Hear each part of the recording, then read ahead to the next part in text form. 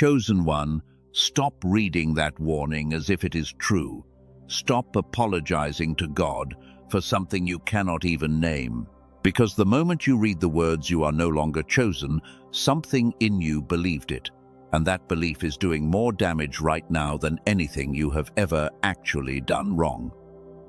Here is what nobody has told you. That feeling, the cold one, the one that shows up at 3 in the morning and asks if heaven finally gave up on you. It is not a verdict. It is a symptom. And you have been treating a symptom like a sentence for years. You have called it distance. You have called it being too far gone, too tired, too behind, too much of a disappointment to still be on the list. And every single one of those explanations felt true because you have been feeling the effect for so long that you forgot to ask what was actually causing it. Here is the part that changes everything. There is a reason you feel unchosen, and it is not the reason you think.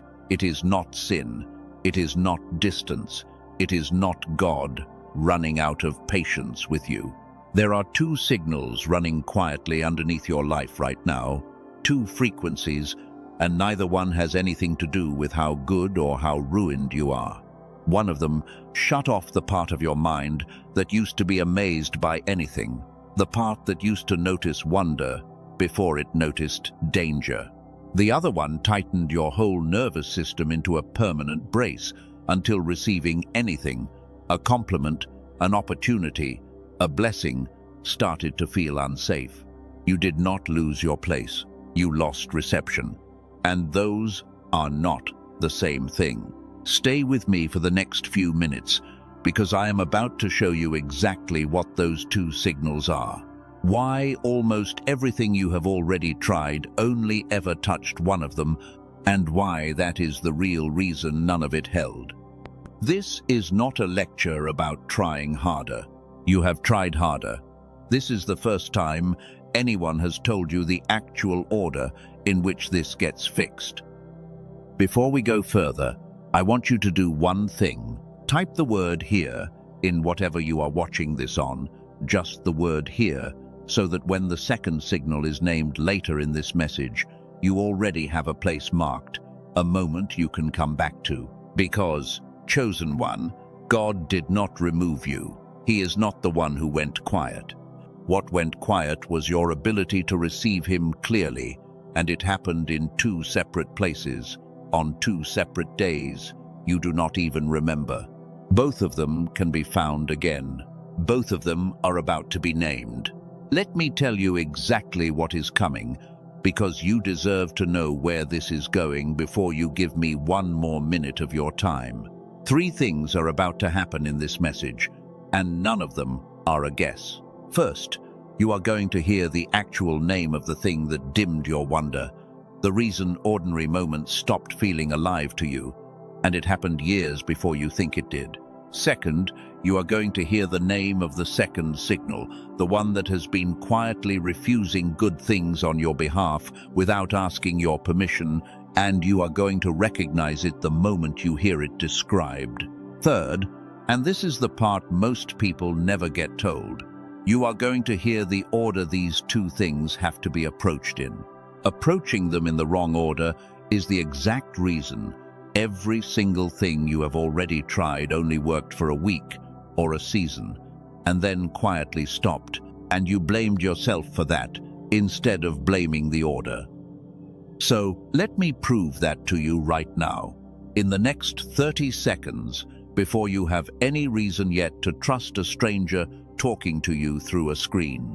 Think of one thing, just one, that you noticed as a child without anyone teaching you to notice it.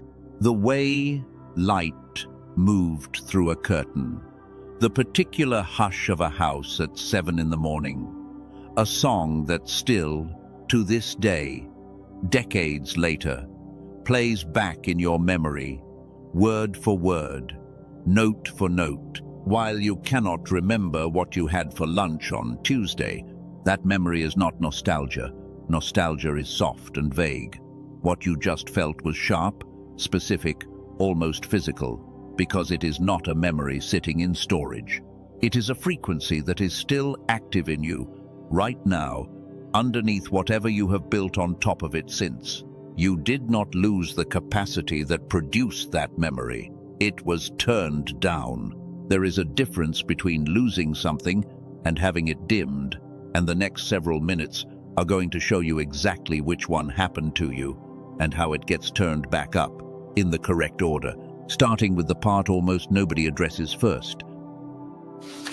There is a pattern I have watched repeat itself in person after person who came looking for exactly what you are looking for right now, and I want to describe it before I explain it, because you will know within the first sentence whether it fits you. You wake up some mornings and the first thing that arrives is not a thought, it is a weight. It sits on your chest before you have even opened your eyes, before anything has gone wrong yet that day, before you have checked a single message or remembered a single unpaid bill. You go through the motions of a normal day, and somewhere in the middle of it, a small good thing happens. Someone says something kind, or a door opens that you did not expect, and you feel your whole body flinch away from it instead of toward it. Not because you do not want it, because some part of you does not trust it. You have caught yourself waiting for the other half of the sentence, the part where it gets taken back. And underneath both of those things, quieter than either, there is a third thing, a suspicion you have never said out loud to anyone, not even in prayer, because saying it out loud would make it real. The suspicion that maybe you missed your window, that whatever calling, whatever assignment, whatever chosenness other people seem to walk in, simply was not extended to you, or was extended once and you let it pass, and now the door has quietly closed while you were busy surviving. I am not going to tell you that suspicion is irrational. I am going to tell you it is misdiagnosed. There is a real thing happening in you. It is just not the thing you have been calling it. Here is the sentence I want you to hold on to through everything that follows, because everything I say for the rest of this message is going to circle back to it, and by the end, you will be able to finish it yourself without me saying it. Feeling unchosen is not God turning away. It is two silent frequencies you never learned to name. Restore them in order, and you find you were never removed, only quiet. Read that again in your own voice if you need to. Feeling unchosen is not God turning away. It is two silent frequencies you never learned to name. Restore them in order, and you find you were never removed, only quiet. Everything else in this message is that one sentence being unfolded slowly enough for you to actually use it. Most people spend years trying to fix the wrong layer of this. They pray harder, thinking the problem is spiritual distance. They rest more, thinking the problem is exhaustion. They confess more, thinking the problem is unconfessed, sin sitting between them and heaven. Every single one of those efforts is aimed at a real and good thing. None of them is aimed at the actual mechanism. That is why the relief from any of them lasts a few days or a few weeks, and then the cold feeling creeps back in, and you are left thinking the problem must be you, when the truth is you were simply pointed at the wrong target. I want to be honest with you about something before we go any further, because it matters more than almost anything else I will say today. I cannot tell you the exact week this shifts for you. I cannot promise you a date. Anyone who hands you a specific timeline is telling you something they cannot actually know, and I am not going to do that to you. What I can tell you, with complete confidence, is the order. That part I have watched hold, again and again, without exception, in every single person who actually walked it in sequence, instead of skipping ahead. There is a reason I keep saying in order, in sequence, and I am not going to make you wait until the end of this message to understand why. Most people who feel unchosen eventually stumble onto one half of the answer. They find a practice that reopens their wonder a little, or a mindset shift that helps them receive a compliment without flinching, and for a short while it seems to work. Then it stops, not because the practice was wrong, but because it only ever addressed one of the two frequencies, and the other one was still running underneath it, quietly cancelling out the progress. Picture two lamps in a room that has been dark for years. You walk in and switch on one of them. The room brightens, and for a moment you think you have solved the darkness. But there is a second lamp on the far wall that you never even noticed was there, because you were never told to look for it. Half a room lit still reads to your eyes as a dim room. That is not a flaw in the lamp you switched on. It is an incomplete search. That is what has been happening to you, chosen one, not a punishment, not a spiritual failure. An incomplete search, running on an incomplete map, and today the map gets finished. I am going to walk you through the first signal now, the one that came first chronologically in your life, even though you have almost certainly never heard it named before. And I want you to notice something as I describe it. You are going to recognize it before I finish the first sentence. That recognition is not a coincidence, and it is not me guessing. It is because this pattern is not rare. It is nearly universal, and almost nobody has ever pointed directly at it and said its name. Let me tell you something specific, something small enough that you might wonder how I could possibly know it. Because knowing the small things is often what makes the large things believable. There is a habit some of you have, late at night, of opening the refrigerator, standing there looking into it, and then closing it again without taking anything out. You were not hungry. You were looking for something you could not name, and the refrigerator was simply the nearest door you knew how to open. That is not a strange habit. It is a body trying to reach for something it does not have language for yet, using whatever door is closest. I am not describing that to entertain you. I am describing it because pattern recognition, carried out over years across many different lives, tends to surface details like that one, details too specific to be a coincidence and too ordinary to be a cold reading trick. Here is another one. You have, more than once, read a message from someone you love, a completely normal message, nothing alarming in it at all, and felt your stomach drop before you had even fully processed the words, as if your body expected bad news before your mind had time to evaluate whether there actually was any. That reflex, the stomach dropping ahead of the evidence, is not random either. It belongs to the exact same signal we are going to name properly later in this message. I want to pause here and say something plainly, because I think plain honesty earns more trust than polish ever will. I am not a doctor. I am not a licensed therapist standing behind a credential, and I am not going to pretend to be either of those things to sound more convincing. What I am is someone who has sat with this exact pattern in one form or another, in enough different people, across enough different seasons of life, that I stopped seeing it as isolated stories and started seeing it as one shape wearing many different names. That is the first humility statement I want to offer you today, and I am offering it early on purpose, before you have any reason yet to need it. If something I say later does not land for you, if a piece of this does not match your particular story, that is allowed. Not everything here is for everyone, in exactly the same way. I would rather you keep the parts that are true for you, and quietly set aside the parts that are not, than swallow the whole thing uncritically because it sounded confident. Let me also name something about the specific words that brought you to this message today, because I think they deserve to be looked at directly instead of just reacted to. Chosen one, stop doing this. God knows, you are no longer chosen. Read as a flat statement.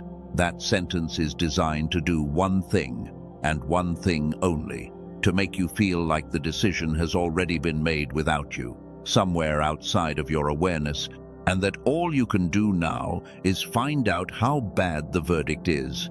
I want you to notice something about that structure. It offers you no mechanism. It gives you a verdict with no explanation attached. And a verdict with no explanation is not information. it is pressure. Real diagnosis always comes with a mechanism attached. A because, a reason a thing happens the way it happens. The absence of any mechanism in that warning is itself a clue that it was never meant to inform you. It was meant to move you quickly, before you had time to ask a single clarifying question. So here is the first clarifying question, the one that warning never wanted you to ask. If I actually am no longer chosen, what exactly changed and when? Not a vague feeling of distance. An actual mechanism, an actual moment, an actual cause. The moment you ask that question honestly, the warning stops working the way it was designed to work, because it was built to be felt, not examined, and you are about to examine it very closely for the next several minutes. I have watched this pattern in people from every kind of background, every kind of life circumstance, and one thing has stayed remarkably consistent across all of them. The people who feel most unchosen are almost never the people who have done the most wrong. Very often, it is the opposite. It is the people who have tried the hardest, prayed the most consistently, shown up the most faithfully, who feel it the most sharply, because effort without result is far more disorienting than simple neglect ever could be. If you have been trying and still feel unchosen, that is not evidence you are doing something wrong. It is evidence you have been aiming real effort at the wrong mechanism. And that distinction changes everything about what happens next. I want to say one more thing here before we move forward. Something about the word Amen, because it means something specific that most people never stop to notice. It does not mean I hope so. It means so be it, a declaration of what is already settled rather than a wish for what might happen. Keep that meaning nearby, because it matters for how this message ends. There is a reason ordinary details, a refrigerator door, a stomach dropping before bad news even arrives, matter more than they might seem to at first. They are proof that this is not a generic message aimed at everyone and no one. It is aimed at the specific texture of your specific days, and specificity is the one thing warnings built to frighten large groups of people can never actually offer. Here is the symptom, stated so plainly you will feel it in your body before your mind finishes agreeing with it. You can read the same paragraph of a book 3 times in a row, and none of it stays, not one sentence. And yet a song you loved when you were 9 years old still plays in your head, note for note. 30 years later, every word intact, without you ever once trying to memorize it. You forget why you walked into a room. You forget a name you were told 2 minutes ago, but you remember the exact color of a hallway from a house you have not lived in since childhood, the exact weight of light coming through a particular window at a particular hour. Something in you still holds that with perfect clarity while it drops everything else. You have called that getting older. You have called it stress, or too many tabs open in your mind, or a sign that you were simply never built to be sharp the way other people are sharp. I want to gently take every one of those explanations off the table, because none of them is what actually happened to you. It is not age. Plenty of people your age or older have minds that stayed lit. It is not stress alone, because the moments you remember with that strange, perfect clarity often happened during the most peaceful stretches of your life, not the busiest. And it is not that you were never built for it. You were. Everyone is. That is exactly the part almost nobody tells you. Here is what actually happened, and I want to walk you through it slowly, because this is the part that changes how you see your entire past.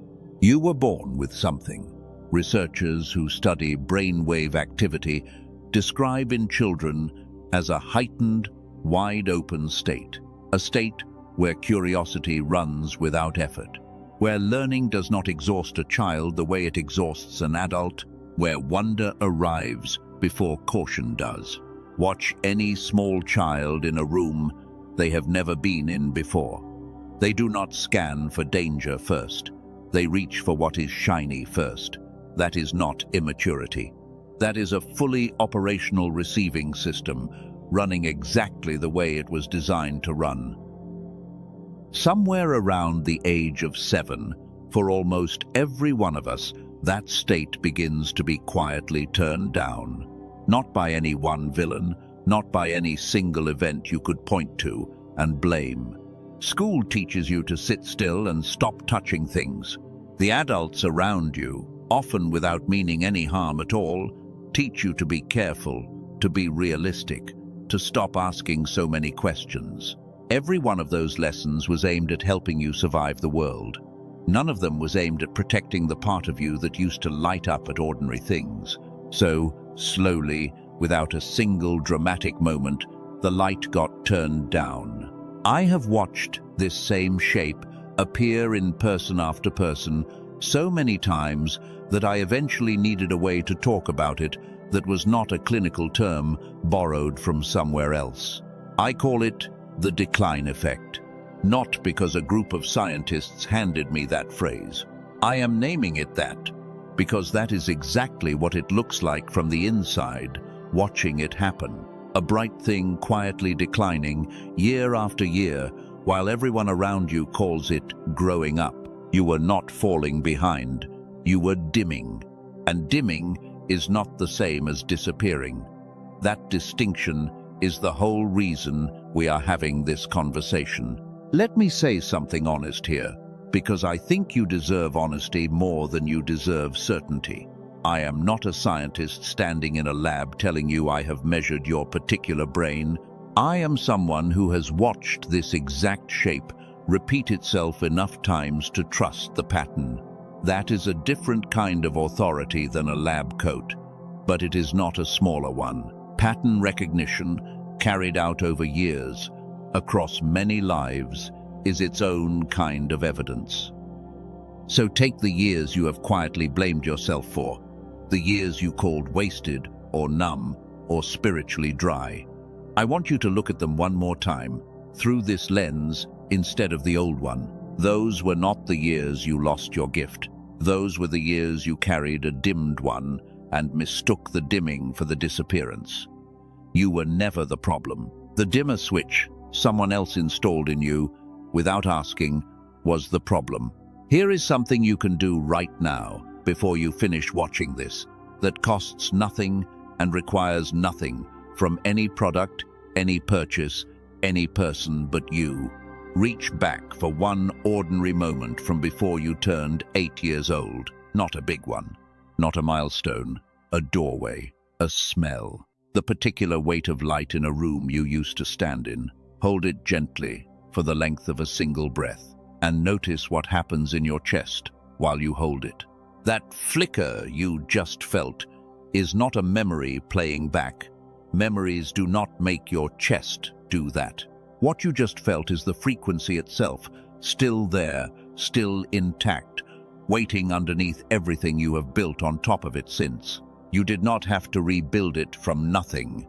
You only had to reach for it, and it answered. That is the first thing I promised you at the start of this message, and I have now given it to you in full, at no cost, before asking you for anything at all. There is a second signal still ahead, one that explains why even after that flicker fades back down in a few minutes, as it likely will, you still find yourself bracing against good things instead of opening toward them. That second signal is where almost everyone gets stuck, and it is coming. Before I show you that second signal, mark this moment. Type the words child mind in wherever you are watching this, not for luck, not for a blessing formula, but because this is the exact point in the message where the first door was named, and I want you to be able to find your way back to it later if you need to. Some of you already felt that flicker when you reached back for that ordinary moment a minute ago. If you did, what I am about to say next is for you. If you did not feel anything yet, that is fine too. This next part is not for you just yet, and that is not a failure. It simply means your window opens a little further down this message. For those who felt it, Here is something worth being honest about.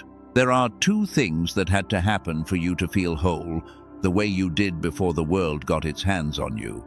And so far, we have only talked about one of them. The decline effect explains why wonder went quiet. It does not explain why, even in moments your wonder does return, you still find yourself refusing good things the second they arrive. That second piece has a name too, and I am not going to make you wait for it. There is something that exists now, built specifically to reverse the exact mechanism I just described to you, the dimming of that early receptive state. It works through sound, a short daily audio built around the same frequency range researchers associate with that wide-open childhood state, and its entire purpose is to gently turn that dimmer switch back up, rather than asking you to force wonder into existence through willpower, which never works for long because it is aiming at the wrong lever. I am not going to explain the full mechanism here, because you already understand the mechanism. I just walked you through it. All I want to do here is let you know it exists, sitting beneath this message and in the pinned comment. In case your spirit already knows it, wants it, before we even get to the rest of what you need to hear. Now let us go back to where we were, because there is a second signal, and it changes everything about why the first one alone was never going to be enough. I want to take you somewhere for a moment, not backward this time, but forward. Picture a morning some months from now, an ordinary Tuesday, nothing marked on the calendar. You open your eyes before the alarm even sounds, and before a single thought has had time to arrive, something in your chest is already different. You lie there for a moment, noticing it, the familiar knot that usually sits just under your ribs, the one you have carried for so long. You stopped registering it as a knot and started thinking of it as simply how your body feels. It is not there.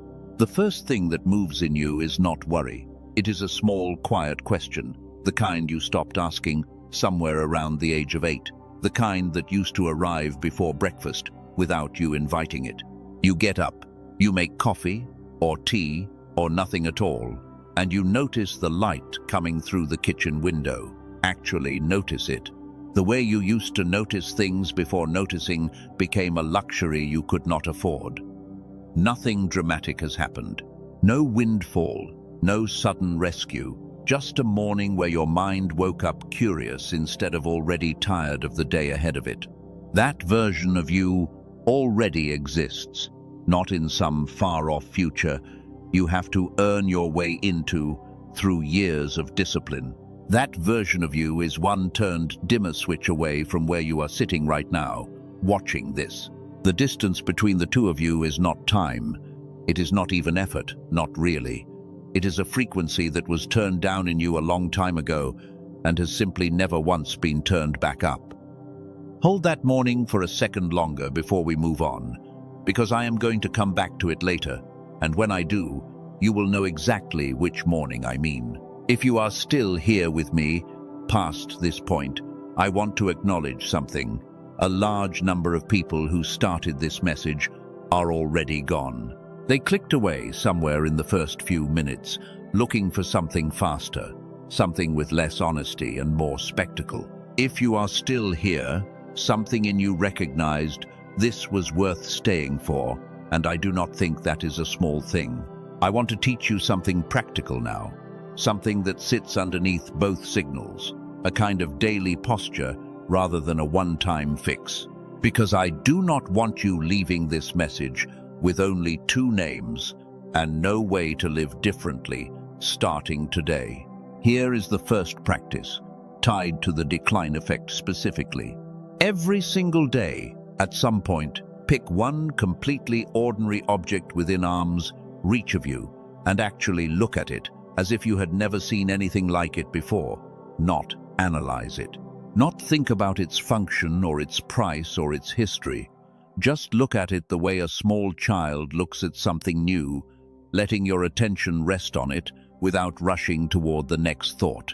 This sounds almost too simple to matter, and I understand the skepticism that reaction produces. But simplicity is not the same as weakness. The muscle that got dimmed was not a complicated one to begin with. It was a simple, natural capacity that got buried under decades of rushing, and rebuilding it does not require an elaborate system. It requires repetition of something small and true, the same way any dimmed muscle slowly comes back with gentle, consistent use rather than one dramatic effort. Here is the second practice, tied to the stress signal. Every time someone offers you something today, anything at all, no matter how small, practice receiving it without adding a single word of deflection. No, I am fine. No, you did not have to. No immediate offer to return the favor, just a simple thank you, and then silence, letting the gift sit there uncontested. I want to be honest that this second one is often harder than the first, and there is a reason for that. Wonder feels relatively safe to most people, even when it has gone dormant. Receiving, actually receiving, without immediately trying to balance the ledger, touches something closer to the nerve, because receiving requires trusting that you will not be punished later for having accepted something good. That is precisely why this is the heavier of the two signals, and precisely why we are going to spend more time on it later in this message than we spent on the first one. Let me pause here and say something directly to you, the person actually still watching this, not to some general audience. If you have made it this far, something in you already knows this message is not background noise for you today. Most people scrolling past content like this never make it more than 90 seconds in. You are well past that now. That is not an accident, and it is worth noticing about yourself rather than dismissing. I want to open something here that I am not going to close for a while, because I think you deserve to feel a little suspense rather than having everything handed to you flat and resolved all at once. Before this message ends, I am going to tell you something I have been holding back on purpose, a declaration I want to make over your life, and I want you to still be here when it happens. Keep that in the back of your mind as we keep going, because it is coming, and I think it matters more than almost anything else in this message. Now, let me widen the lens for a moment, because I want you to understand something about why this pattern, the dimmed child and the closed channel, tends to run in families and in generations, not just in individuals. It is not because of any curse in the way people often mean that word. It is because both signals are, in large part, taught. A parent running a closed reception channel, without ever naming it, without ever knowing it has a name, will almost always, unintentionally, pass that same bracing posture on to a child simply by modeling it daily. Nobody sits a child down and teaches them to flinch from good things. The child simply absorbs the shape of the adults around them, the way water takes the shape of whatever container holds it. This is not meant to make you angry at anyone in your past. Most of the people who passed this down to you were themselves simply carrying forward what was passed down to them, without malice, without any awareness that a different shape was even available. Naming it now, in your own life, in your own generation, is not an accusation aimed backward. It is simply the first time someone in the pattern actually got to see the shape clearly enough to interrupt it. There is a phrase for that interruption. When it happens, when someone finally becomes the person in their family line who sees the pattern and stops passing it forward unexamined. Some traditions call that person a cycle breaker. I want you to sit with the possibility, just for a moment, that this message found you today not randomly, but because you were always going to be the one who broke it, and today is simply the day you finally got shown how. Now, before I go further, let me say something you might already be thinking, because if I do not say it, it will just sit there quietly, making you trust me less. Some of you are listening to all of this and thinking, this sounds nice, but it sounds too clean, too tidy, and things that sound this tidy are usually selling something. That instinct is not a flaw in you, it is intelligence. Anyone who has been disappointed by big promises before should absolutely be skeptical of another one, and I would rather you stay skeptical than swallow this whole. So, let me shift what I am asking you to evaluate. Do not ask yourself whether you believe me. Ask yourself whether the pattern I am describing matches something you can independently verify in your own memory right now without taking my word for anything. You already did that once, a few minutes ago, when you reached back for that early memory and felt something move in your chest. That was not me convincing you of anything. That was your own body confirming a pattern before your mind had finished deciding whether to trust the person describing it. Pattern first, trust second. That is the correct order, and it is the order I am asking you to keep using for everything I say from here forward. Two independent traditions of research, decades apart from each other, working on entirely different questions, have both circled back to the same basic finding that early developmental brainwave states differ sharply from adult baseline states, and that the shift is gradual, environmental, and in many documented cases, reversible with the right kind of input. I am not going to pretend to you that any research paper has your name on it. Nobody can promise you that. What the research gives us is the shape of the mechanism, not a guarantee about your particular timeline, and I think you are owed that honesty more than a confident promise nobody could actually keep. Heartbeat sentence. You are not broken. You are dimmed. Let me tell you something I have watched happen so many times. It stopped surprising me. People come looking for this information already carrying a private theory about themselves, a theory they have never said out loud because saying it out loud makes it sound dramatic, even though privately it feels completely ordinary to them. The theory usually sounds something like this: I am not like other people. Whatever this is, that other people seem to walk in easily. I am simply built without the part that receives it. I want to address that directly, because if I do not, you will spend the rest of this message quietly excluding yourself from everything I say, nodding along while assuming none of it actually applies to you. It applies to you.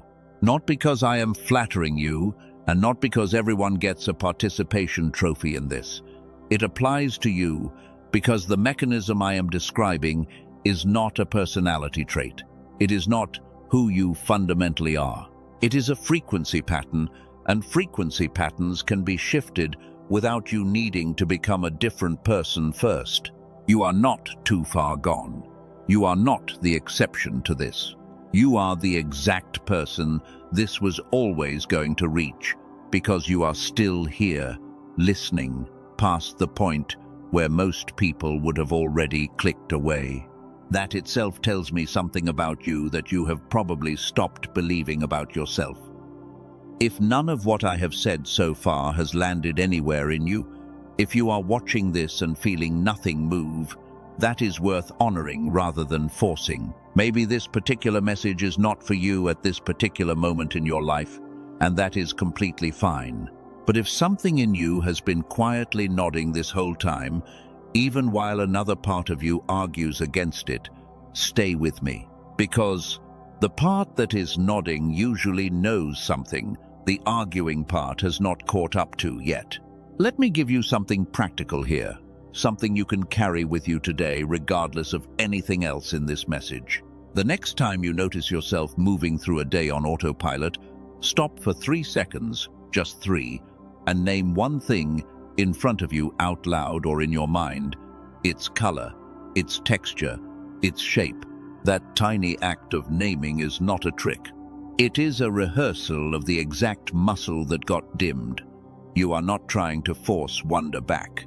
You are simply giving the muscle a small, safe repetition, the way you would with any muscle that has gone quiet from disuse.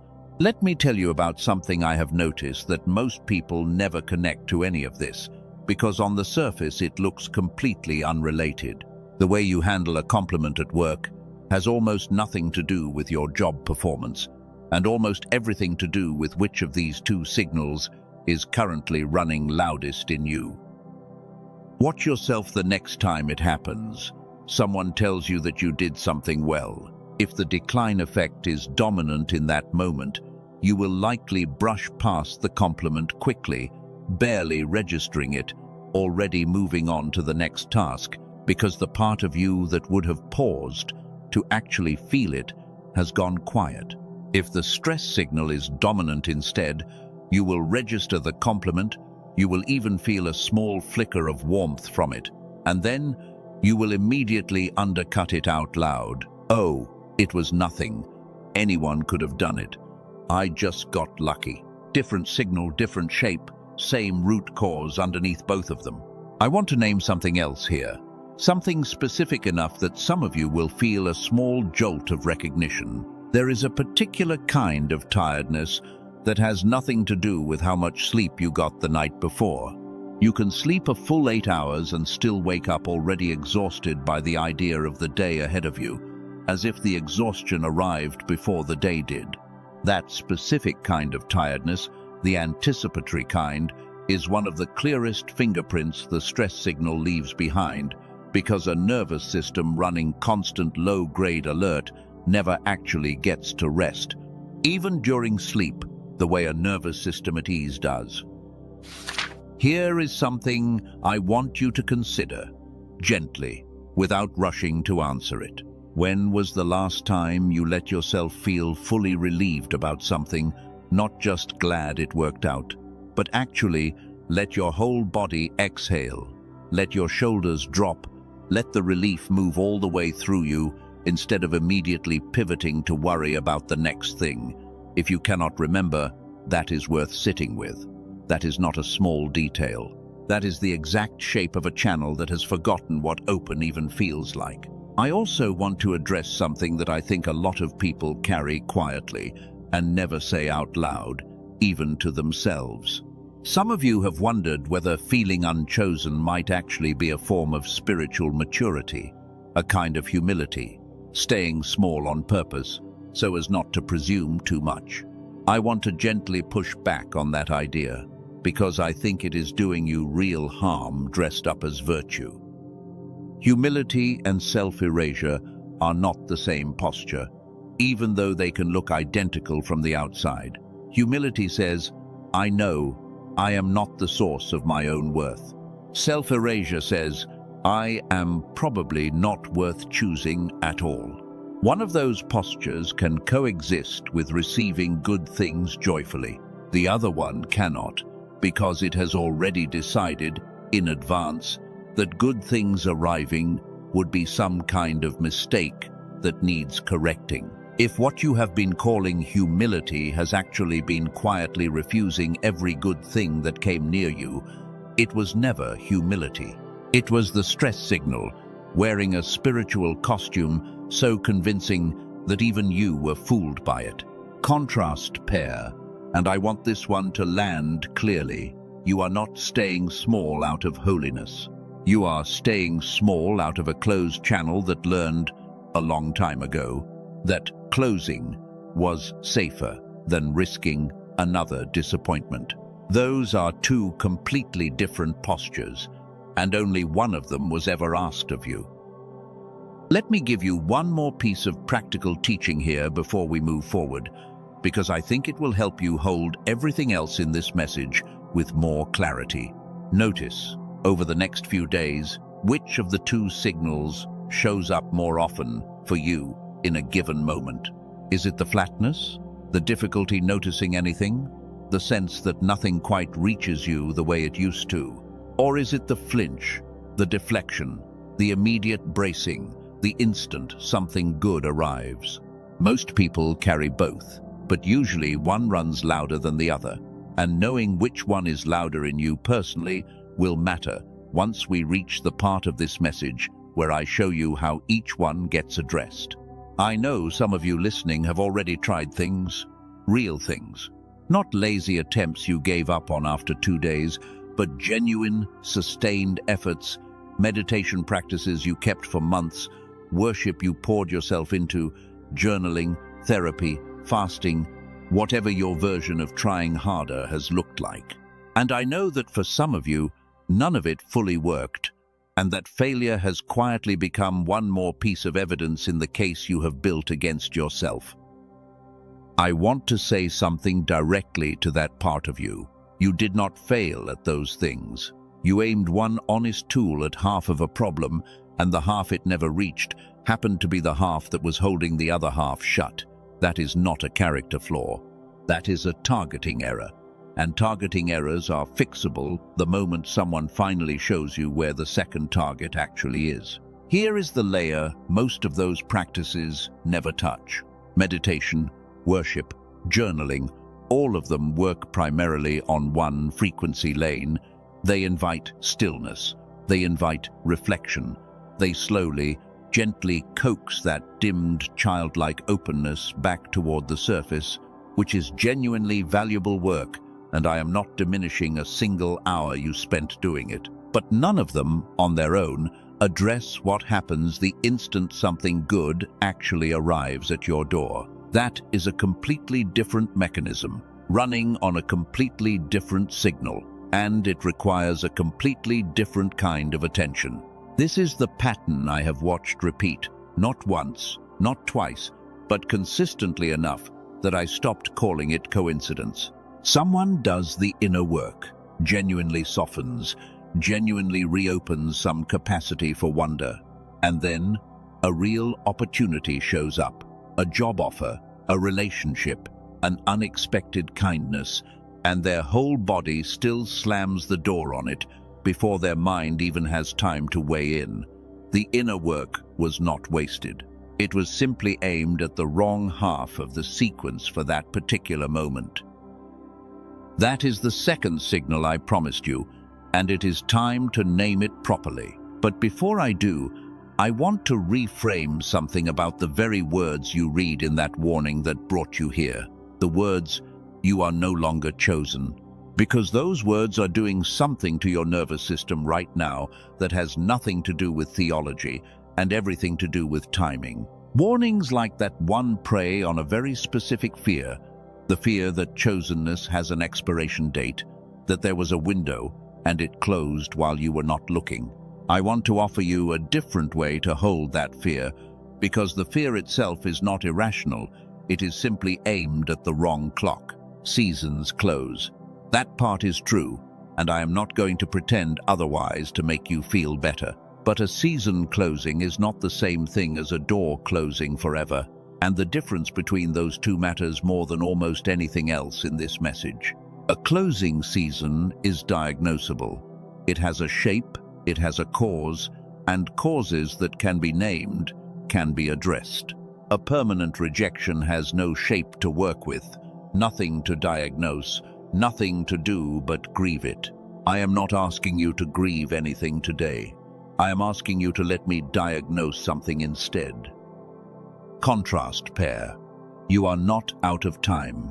You are out of alignment with the timing you were actually given, and those two things get resolved in completely different ways. Here is what I have noticed about timing and chosenness, watching this pattern for years now. The people who feel most unchosen are very often standing closest to the threshold of the exact thing they think they missed. Not because I am trying to comfort you with a nice sentiment, but because of a simple mechanical reason. The closer you get to a real threshold, the louder the resistance gets, because whatever has kept you comfortable and small does not want you crossing it. The warning you read, the one that started this whole spiral for you today, might not be evidence that your window closed. It might be evidence that you are standing closer to it than you have ever stood before, and something in you or around you does not want you to notice that. I cannot tell you which week that threshold opens fully for you. I already told you I will not pretend to know things nobody can actually know. What I can tell you is that a closing season and a closed door read almost identically from the inside, and only one of them is permanent. The rest of this message is going to make sure you know exactly which one you are actually standing in front of. I want to tell you something about the word chosen itself, because I think it has been misused so often that it stopped meaning what it was originally meant to mean. Somewhere along the way, chosen became a word about status, about being picked over other people, the way a team captain picks the best players first and leaves the rest standing there. That is not what the word ever meant in the context you first heard it in. Being chosen was never about being picked instead of someone else. It was about being addressed directly, by name, in a universe large enough to ignore you completely and choosing not to. That is a completely different meaning than the competitive one you likely absorbed somewhere along the way, probably without anyone ever explaining the difference to you. Here is something specific I want to name, because I think it will land for more of you than you expect. There is a particular way you have of apologizing for taking up space in a room, even a room you were invited into. You shrink your voice slightly before you speak. You preface requests with sorry to bother you. You thank people excessively for things that required no real effort on their part, as if gratitude that large were the toll you had to pay just to be allowed to remain present. That habit did not come from nowhere. It came from a nervous system that learned, at some point, that taking up space was risky, that being fully present might invite correction or rejection, so it built a smaller, more apologetic version of you to send out into the world instead. One less likely to get hurt because it never fully showed up in the first place. I want to be very clear about something here, because this is easy to misunderstand. None of this is your fault, and none of it makes you weak. A nervous system that learns to protect itself is doing exactly what nervous systems are designed to do. The problem was never that your body learned to protect you. The problem is that the protection outlived the danger it was originally built for and kept running long after the original threat was gone, the way a smoke alarm keeps going off in a kitchen that stopped burning hours ago. Heartbeat, sentence. The alarm is not lying, the fire is out.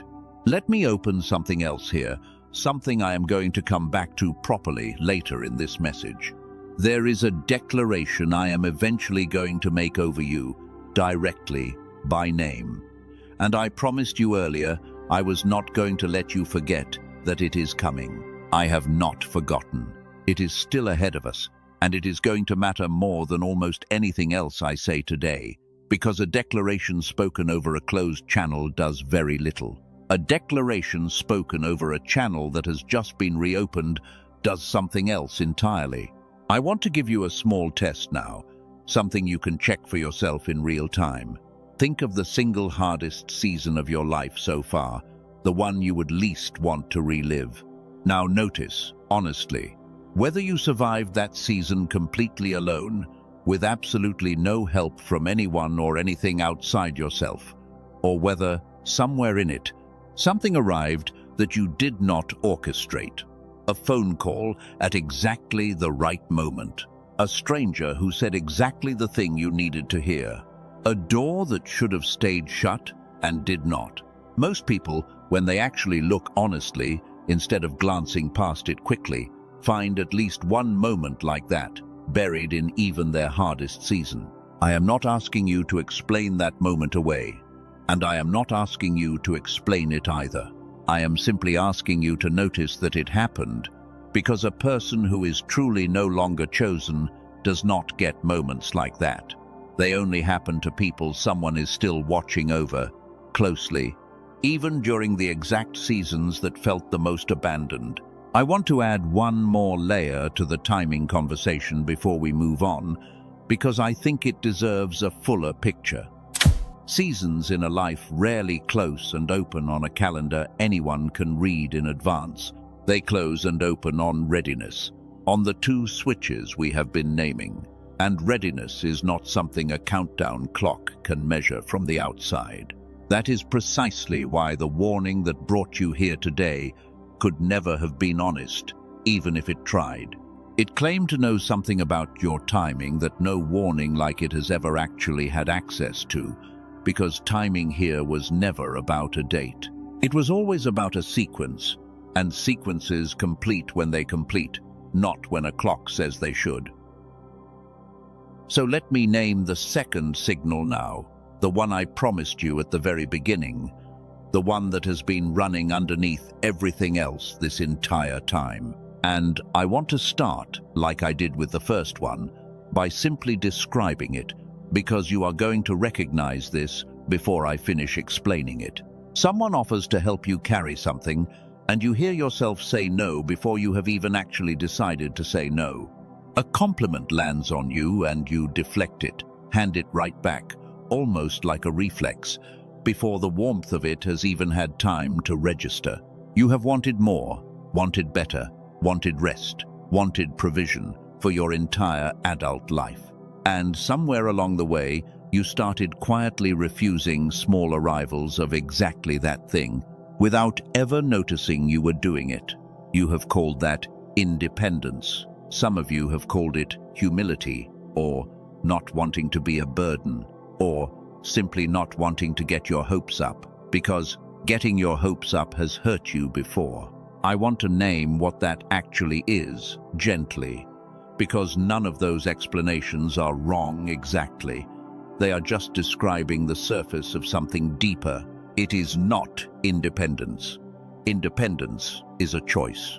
What you are describing is a reflex, and reflexes are not chosen. They are installed, usually so early and so quietly that you never noticed the installation happening. You did not decide to flinch away from good things. Something in you learned to flinch a long time before you had the ability to evaluate whether that lesson was true. Here is the mechanism, and this is the part that explains why the first signal alone was never going to be enough for you, no matter how much wonder you managed to reclaim. Modern adult life keeps most of us running in a state of near constant low-grade alert, a background hum of financial worry, scarcity thinking, hypervigilance about what might go wrong next. That state has a name in the research on brainwave activity, a faster, busier frequency range associated with active problem-solving and threat monitoring. It is useful in short bursts. It becomes a problem when it never actually turns off. When that faster frequency runs almost constantly, it crowds out a slower, more open state, the state associated with receptivity, with the mind actually being able to take something in rather than constantly scanning for what to guard against. When that slower state gets crowded out, something closes. Not your capacity to want things, your capacity to receive them without your nervous system treating the arrival itself as a threat to be managed. I call this the stress signal, not because I am borrowing a diagnosis from a textbook and slapping a label on it. I am naming it because that is precisely what it functions as. A signal your body sends out constantly, one that quietly tells every incoming good thing to wait outside, because right now is not a safe time to let anything new in. And here is the part that took me the longest to understand watching this pattern in others. The child mind waking back up does not automatically turn that signal off. Those are two separate switches on two separate walls, and this is exactly why one alone was never going to be the full answer. This is also, if you have been walking closely with your faith for a long time, a place where something ancient quietly rhymes with what research is only now catching up to describing. Long before anyone measured a single brainwave, a teacher once said that unless a person turns and becomes like a little child, they will not enter what he called the kingdom. Most people who have heard that line their whole lives assumed it was only about humility.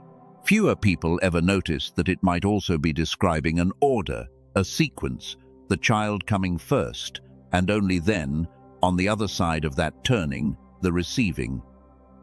Contrast pair, and I want you to really hear this one, because it will likely undo something you have believed about yourself for years. It was never that nothing good came to you.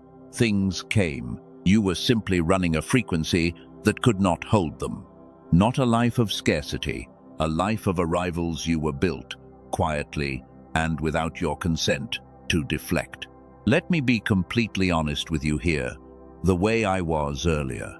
I cannot tell you exactly how long that reflex has been running in you, or precisely what installed it, whether it was one hard season or a slow accumulation of smaller ones. That part is not mine to diagnose from a screen, and anyone who claims they can name your exact wound without ever meeting you is telling you more than they actually know. What I can tell you, with full confidence, is the shape of the fix, because that shape does not change from person to person the way the wound does. Here is your second free tool, and like the first one, it costs you nothing and requires no purchase from anyone. The next time anything at all is offered to you today, a compliment, a seat, a small kindness, a piece of help you did not ask for, do not improve it, do not deflect it, do not immediately offer something back to even the score. Just say one word, yes. Then notice where in your body something tries to undo that yes before it has even finished landing. That resistance you just located right there in that exact spot is the thing we have been talking about this entire time. You have now been given both names: the decline effect, dimming your wonder; the stress signal, closing your reception. Two separate switches on two separate walls in two separate rooms of the same house. And for the first time, you are holding a map that shows you both of them at once. I want to slow down here for a moment, because what I just named is heavy, and heavy things deserve a pause before we keep moving forward at the pace we have been moving. Take a breath if you need one. This is not a race, and nothing about your worth is being timed while you sit with this. Let me tell you something about how the stress signal shows up specifically in prayer, because I think a lot of you have felt this without ever having language for it. You sit down to pray, genuinely wanting to connect, and somewhere in the middle of it, you notice your mind has quietly drafted a list of reasons why whatever you are asking for probably will not happen. Not doubt exactly. Something quieter than doubt. A kind of preemptive bracing, so that if the answer does not come, you will already have prepared yourself for the disappointment in advance. I want to name what that actually is, because it is not a lack of faith the way you have probably been taught to think about it. It is a nervous system trying to protect you from being hurt twice, once by the disappointment itself, and once by having hoped foolishly. The bracing feels like wisdom.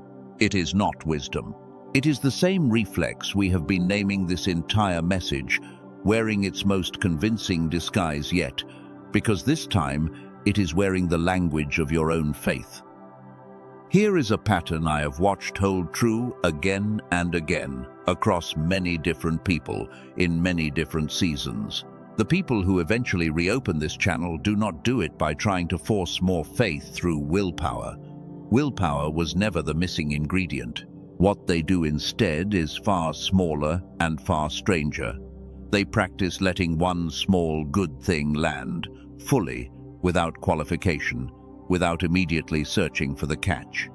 One thing, then, slowly, a second. The channel does not reopen through a single dramatic breakthrough most of the time. It reopens the way a stiff door reopens, one small, repeated motion at a time, until the hinge remembers how to move freely again. I want to name something else here too, something about timing specifically, because I think it connects directly to the warning that brought you to this message in the first place. There is a reason warnings like that one tend to arrive exactly when someone is closest to a real threshold in their life, a real shift, a real opening. It is not because heaven is trying to trip you right before the finish line. It is because whatever has profited from your closed channel staying closed does not want you crossing into a wider, open one, and the loudest resistance in any process tends to show up right before the biggest shift, not randomly scattered throughout it. Contrast pair, and I want you to actually hold this one, rather than just let it pass by. This is not the sound of a door closing on you. This is the sound a door makes right before it opens, when everything that has kept it shut for years finally starts to give way. Let me widen this out a little further, because I think it matters for how you carry the rest of today after this message ends. Notice, over these next few days, how many small good things pass by you that you almost missed, simply because you were not yet in the habit of actually receiving them.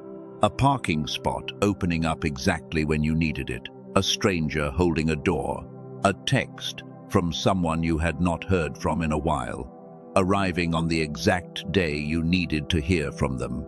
None of these are proof of anything by themselves, but taken together, over time, they start to paint a picture that the old warning never wanted you to see, a picture of a life that has quietly kept being tended to, even during the years you were convinced it had been abandoned. I want to be honest with you about something else here, because I think it matters. Not every prayer gets answered the way we want, on the timeline we want. And I am not going to stand here and promise you that reopening these two signals means every closed door in your life suddenly swings open exactly the way you have been picturing it.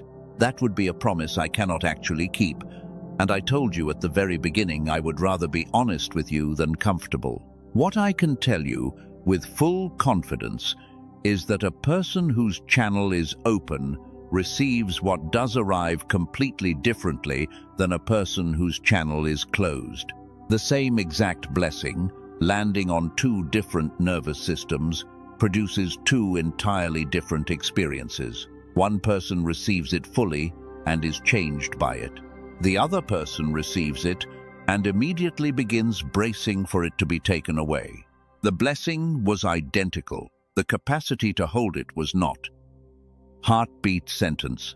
The gift was never the problem. The grip was. Let me tell you about a woman I will simply call the woman with the closed hand, because that is the truest way to describe what I watched happen in her, more than any name could capture. For years, every time something good arrived in her life, she found a reason to give part of it away almost immediately, not out of generosity exactly, though it looked like generosity from the outside, but out of a quiet discomfort with holding on to anything good for very long. She could not have told you why at the time. She just knew that receiving fully felt unbearable in a way she had never examined closely. What changed for her was not a single dramatic moment. It was the same small practice I described earlier, letting one good thing land without deflecting it, repeated daily, quietly, without anyone watching, until one day she noticed her hand had stopped, instinctively wanting to give things away the moment they arrived. She told me, much later, that the strangest part was not learning to receive bigger things, it was learning to receive small ones first, because the small ones were where the old reflex was strongest, hidden in plain sight, mistaken for humility for years. I am telling you her story not because it is dramatic, but because it is not. Most real change in this area does not look dramatic from the outside. It looks like a woman standing in her kitchen, letting a compliment sit there uncontested for the first time in years, and something in her chest finally exhaling. There is one more piece I want to give you before we move toward the part of this message where everything comes together, because I think it will help you hold the weight of what we have covered so far, without collapsing under it. None of what I have described to you today happened because God stepped back. Every single mechanism I have named, the dimmed wonder, the closed reception, was something that happened at the level of your body and your conditioning, not at the level of how closely heaven was paying attention to you. I want you to hear that distinction clearly, because it is easy to blur the two when you are tired. A radio with a broken antenna is not being ignored by the station. The station is broadcasting exactly the same as it always has. The antenna simply stopped receiving it clearly, and no amount of the station trying harder fixes a bent antenna. Only fixing the antenna fixes the antenna. You have not been abandoned by the broadcast. Your receiver has been bent in two specific places for a long time. And today, for the first time, someone finally showed you exactly where both bends are. Let me widen the frame one more time, because there is a piece of this that connects everything I have said to something much older than either signal I have named. Long before anyone had language for brainwaves or nervous systems, people understood, in simpler terms, that receiving well required becoming like a child again, not childish, childlike, open-handed instead of closed-fisted, curious instead of guarded, trusting the goodness of what was being offered instead of bracing against the possibility of a trick. That teaching did not arrive because someone studied brainwaves in a lab. It arrived because someone, a very long time ago, watched children and watched adults and noticed the same pattern I am describing to you today, stated in the language available to that era instead of this one. The mechanism was true before it had a scientific name, and it is no less true now that it has one.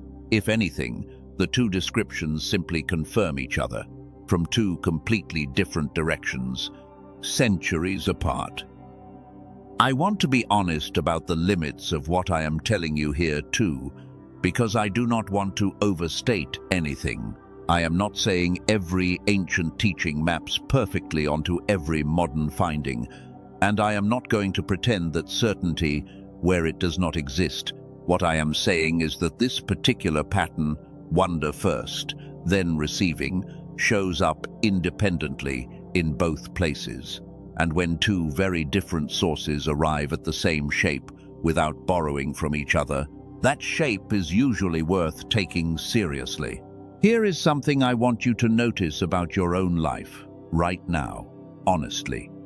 Think about the times you have felt most alive, most yourself, most like the person you suspect you were actually built to be. I would guess, without knowing you personally, that most of those moments were not moments of achievement. They were moments of wonder, a sunset that stopped you mid-sentence, a piece of music that undid something in your chest, a moment with someone you love where time seemed to stop mattering. Those moments were not random. They were glimpses of the exact frequency this entire message has been describing, breaking through the dimming for just long enough for you to remember it was still there.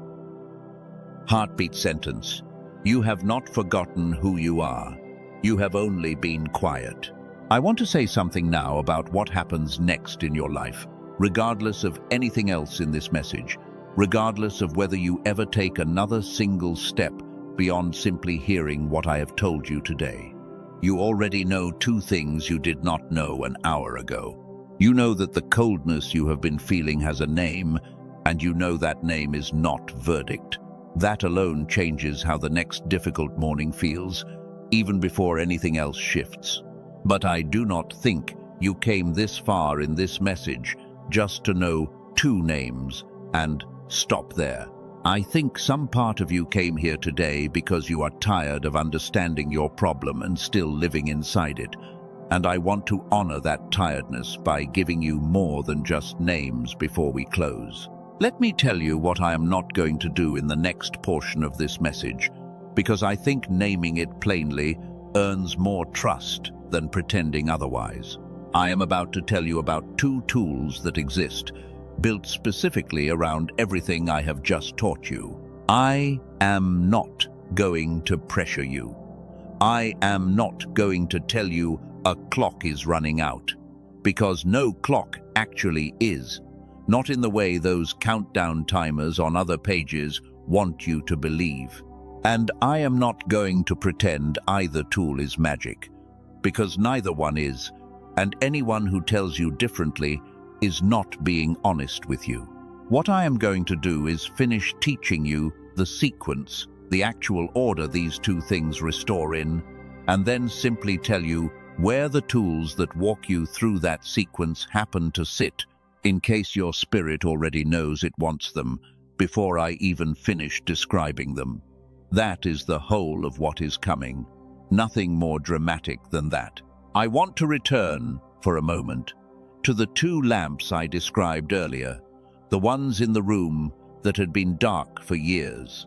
Remember, you switched on the first one, the room brightened, and you thought the darkness was solved, until you noticed a second lamp on the far wall you had never been shown. I told you we would come back to that image, and here we are. Here is the part I have not said yet. Even after that first lamp is fully lit, even after the child mind is genuinely, fully awake again, wonder restored, curiosity restored, the room is still, at best, half lit. The second lamp does not turn on by itself, just because the first one did. They are wired separately. Turning on one has never once automatically turned on the other, no matter how brightly the first one burns. That is the exact plateau so many people quietly get stuck at, without ever understanding why. They do the inner work. They feel genuinely more alive, more curious, more present than they have in years. And then, weeks or months later, they notice they are still, somehow, refusing good things. The instant those things arrive, still bracing, still deflecting, and they cannot understand why the progress did not carry all the way through. It did not carry through because it was never designed to. Restoring the child was always, only ever, half of the room. Contrast pair, and this is one of the most important ones in this entire message. The problem was never that the work you already did failed. The problem is that half a room lit still reads, to your eyes, as an unlit room, and you were never shown there was a second lamp to look for. I want to name the second lamp now, plainly, because I think you have earned plain language after everything we have walked through together. The second lamp is the reception channel itself, the part of you that has to be reopened separately from the part that dims your wonder on its own timeline, through its own specific kind of attention. Waking the child is the first wave. Opening the channel is the second. And here is the part that explains why doing them out of order rarely holds. A child that has just woken up, wide-eyed and curious again, still has no functioning door to actually receive what it is now curious enough to want. Wonder without reception is a child pressing its face against a window it cannot yet open. I want to tell you about a young man I will simply call the teacher, because that is what he eventually became, though when I first encountered his story he was nowhere near that yet. For years he could recite, from memory, more scripture than almost anyone I have ever met. He could explain complex spiritual concepts to a room full of strangers with total clarity. And privately, he told me once, he felt almost nothing when he did it. The words were correct. The wonder behind them had gone quiet a long time before he ever noticed it was missing. What eventually shifted for him was not learning more. He already knew more than enough. What shifted was the small daily practice of actually pausing on a single verse, a single phrase, and letting himself feel it the way a child feels a story for the first time, rather than immediately reaching for the next thing to teach from it. He told me later that the strangest part of the whole process was realizing how much he had been performing wonder for other people, while privately having none left over for himself. I want to name something about his story that connects directly to yours, whether or not you have ever stood in front of a room teaching anything. Competence and aliveness are not the same thing, and it is entirely possible to become extremely good at the outward shape of something spiritual, while the inward wonder that shape was originally meant to carry has quietly gone dark. If that describes any part of your life right now, in any arena, not just faith, I want you to hear that it is fixable using the exact same mechanism we have been discussing this entire message. Contrast pair. You are not spiritually dry because your faith failed. You are spiritually dry because the part of you that used to feel wonder before it performed anything got dimmed a long time ago, and performance kept running long after the feeling underneath it went quiet. Let me open one more thread here before we move toward the closing portion of this message, because I think it matters. Some of you are going to finish this message today and feel a strong pull to change everything immediately, to overhaul your entire life by tomorrow morning. I want to gently slow that impulse down. Big, sudden overhauls very rarely hold, especially for a nervous system that is still learning to trust that good things are safe to receive slowly. What actually holds, in the pattern I have watched again and again, is small, boring, repeated practice. One object noticed fully each day. One compliment received without deflection each day. That is not a smaller victory than a dramatic overhaul. It is, in fact, the only kind of change that this particular mechanism responds to, because both signals were installed slowly through repetition, and they unwind the same way, through repetition, not through a single dramatic decision made once and never returned to.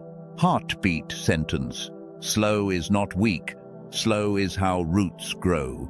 I want to pause here and take stock with you, honestly, because I think we have covered enough ground now that it is worth naming what we have and have not done yet.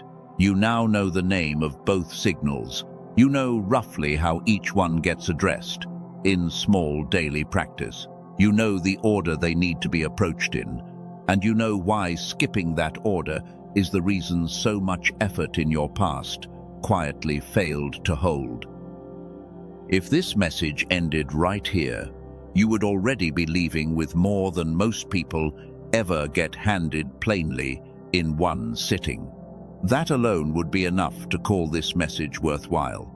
But it does not end here, because there is one more layer underneath everything I have told you so far, a layer that explains not just what these two signals are, but why they specifically targeted you. Out of everyone who could have received this message today, here is what I mean. Both of these signals thrive in isolation. A dimmed wonder stays dimmed most easily when nobody around you is actively practicing wonder either. A closed reception channel stays closed most easily when everyone around you is also quietly bracing against good things, calling it realism, calling it maturity, calling it just how life is. You did not develop either signal in a vacuum. You developed them inside a system, a culture, a set of expectations that, whether anyone intended it this way or not, tends to profit when people stay dimmed and stay braced. I want to be careful here, because I am not interested in handing you a conspiracy to hide behind instead of doing the actual work.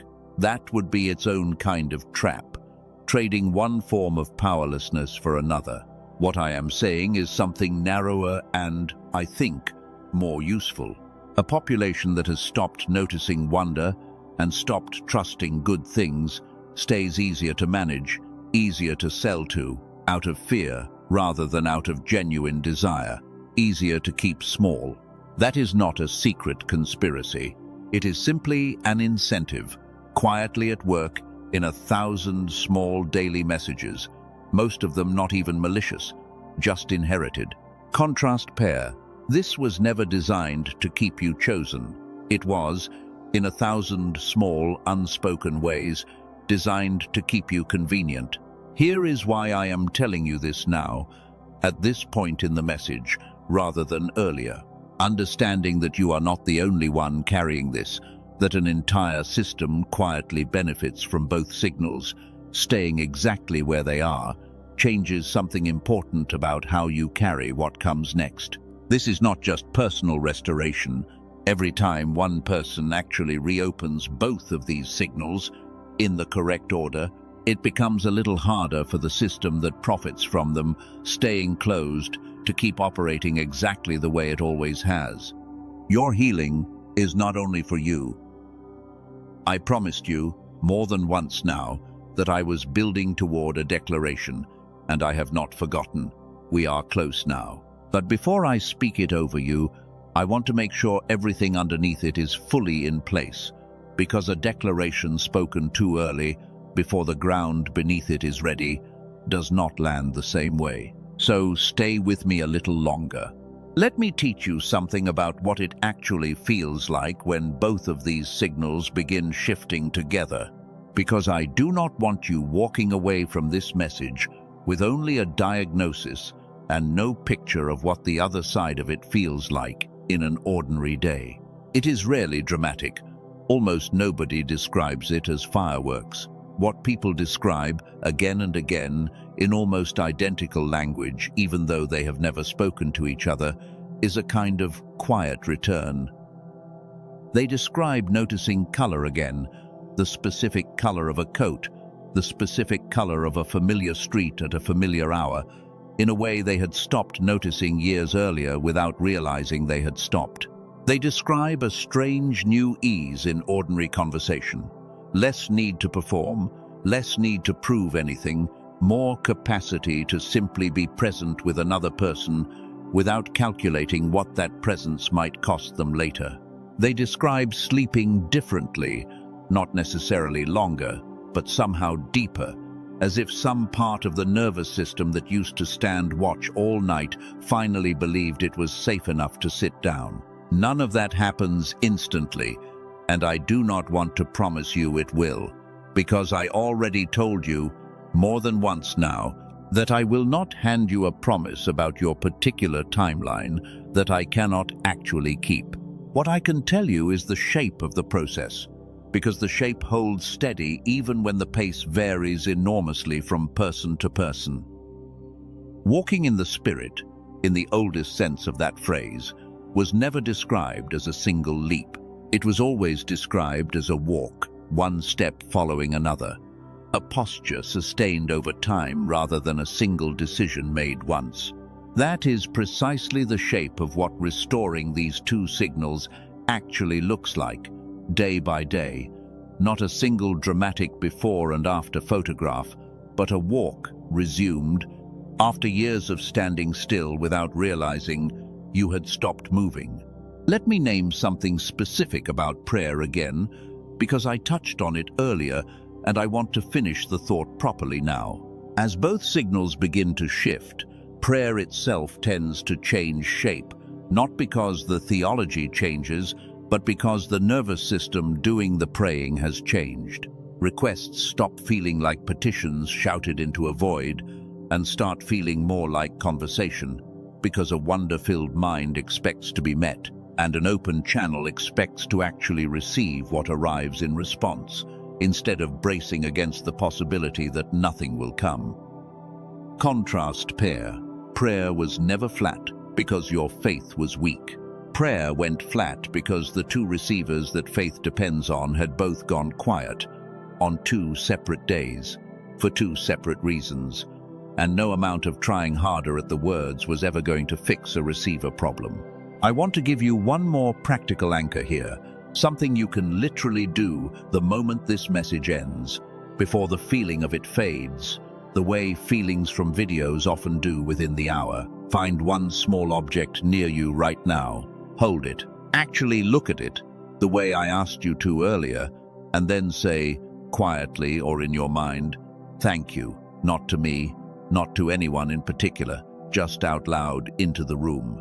Notice what that single word does in your chest when it is not performed for anyone, when there is no audience, just you, an object, and a small, honest thank you. I want to talk for a moment about the specific fear underneath the word "no longer," because I think it deserves to be named directly rather than left to hover in the background of everything else we have covered. No longer implies a before and an after, a clean line where something ended. But chosenness was never a status that could be revoked by a season of struggle, the way a membership gets revoked for missing a payment. It was always closer to a relationship, and relationships do not end because one side went quiet for a while. They strain, they go silent, they sometimes need real repair. But silence is not the same as ending, and a strained season is not the same as a severed one. Here is something worth noticing about the specific timing of your life right now, whatever that timing looks like. If you were truly finished, truly set aside, this message would not have found you today. Still listening, still hungry enough for something true that you stayed instead of scrolling on. Endings do not usually announce themselves through someone gently trying to help you understand a mechanism. Endings are simply silence, forever, with no further attempt at contact. You are not experiencing silence. You are experiencing static, and static means the signal is still there, still trying to reach you, just being interfered with by something specific and nameable. We have now named both interferences. That is not nothing. That is, in fact, the hardest part of any real repair, because most people never get this far. Let me tell you something about static specifically, since I used that word. Static on an old radio does not mean the station stopped broadcasting. It means something between you and the station is disrupting the signal, and once that disruption is identified and removed, the exact same broadcast that was always running suddenly comes through clean, as if it had never been interrupted at all. The broadcast was never the problem. It was never weak. It was constant the entire time, waiting for the static to clear. Heartbeat sentence: the signal never left. You did not have ears. I want to give you a way to actually track this in your own life over the coming weeks. Something concrete enough that you are not left simply hoping something shifted without any way to notice if it did. Keep it simple. At the end of each day, ask yourself 2 short questions. Nothing elaborate. Nothing that requires a journal or a system. First, did I notice anything today the way a child notices things, without immediately rushing past it toward the next task? Second, did I receive anything today, a compliment, an offer of help, a small kindness, without deflecting it? You do not need a perfect score on either question. You are simply building a record so that a month from now you can look back and see the trend line rather than relying on memory, which tends to remember the hard days more vividly than the quiet good ones. Here is something I want to say plainly about setbacks, because I do not want you thinking a single hard day undoes any of this. There will be mornings, even after real progress, where the old bracing shows up again, uninvited, exactly like before. That does not mean nothing changed. It means you are human, and old patterns sometimes echo even after the main structure holding them up has already come down. Notice the echo. Name it if you can. The decline effect trying to dim something, the stress signal trying to brace against something, and let the naming itself be enough for that moment. You do not have to fix an echo. You only have to recognize it for what it is. Contrast pair. Progress is not a straight line that never dips. Progress is a trend that keeps returning upward, even after it dips.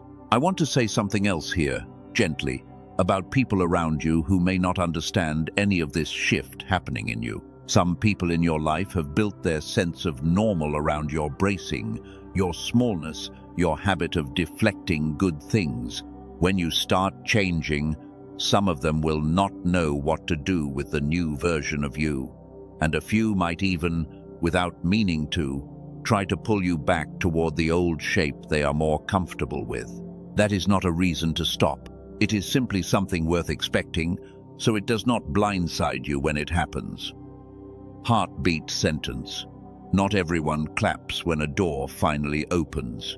Let me return to something I opened earlier and finish the thought properly now, because I think you have earned the full picture rather than a fragment left hanging.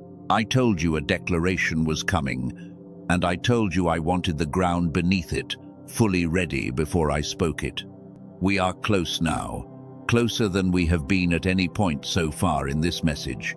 Before we arrive there, I want to give you one more piece of the map, because I think it will help everything else settle into place. There is a difference between knowing a mechanism and trusting a mechanism, and most of what has kept people stuck is not a lack of knowledge.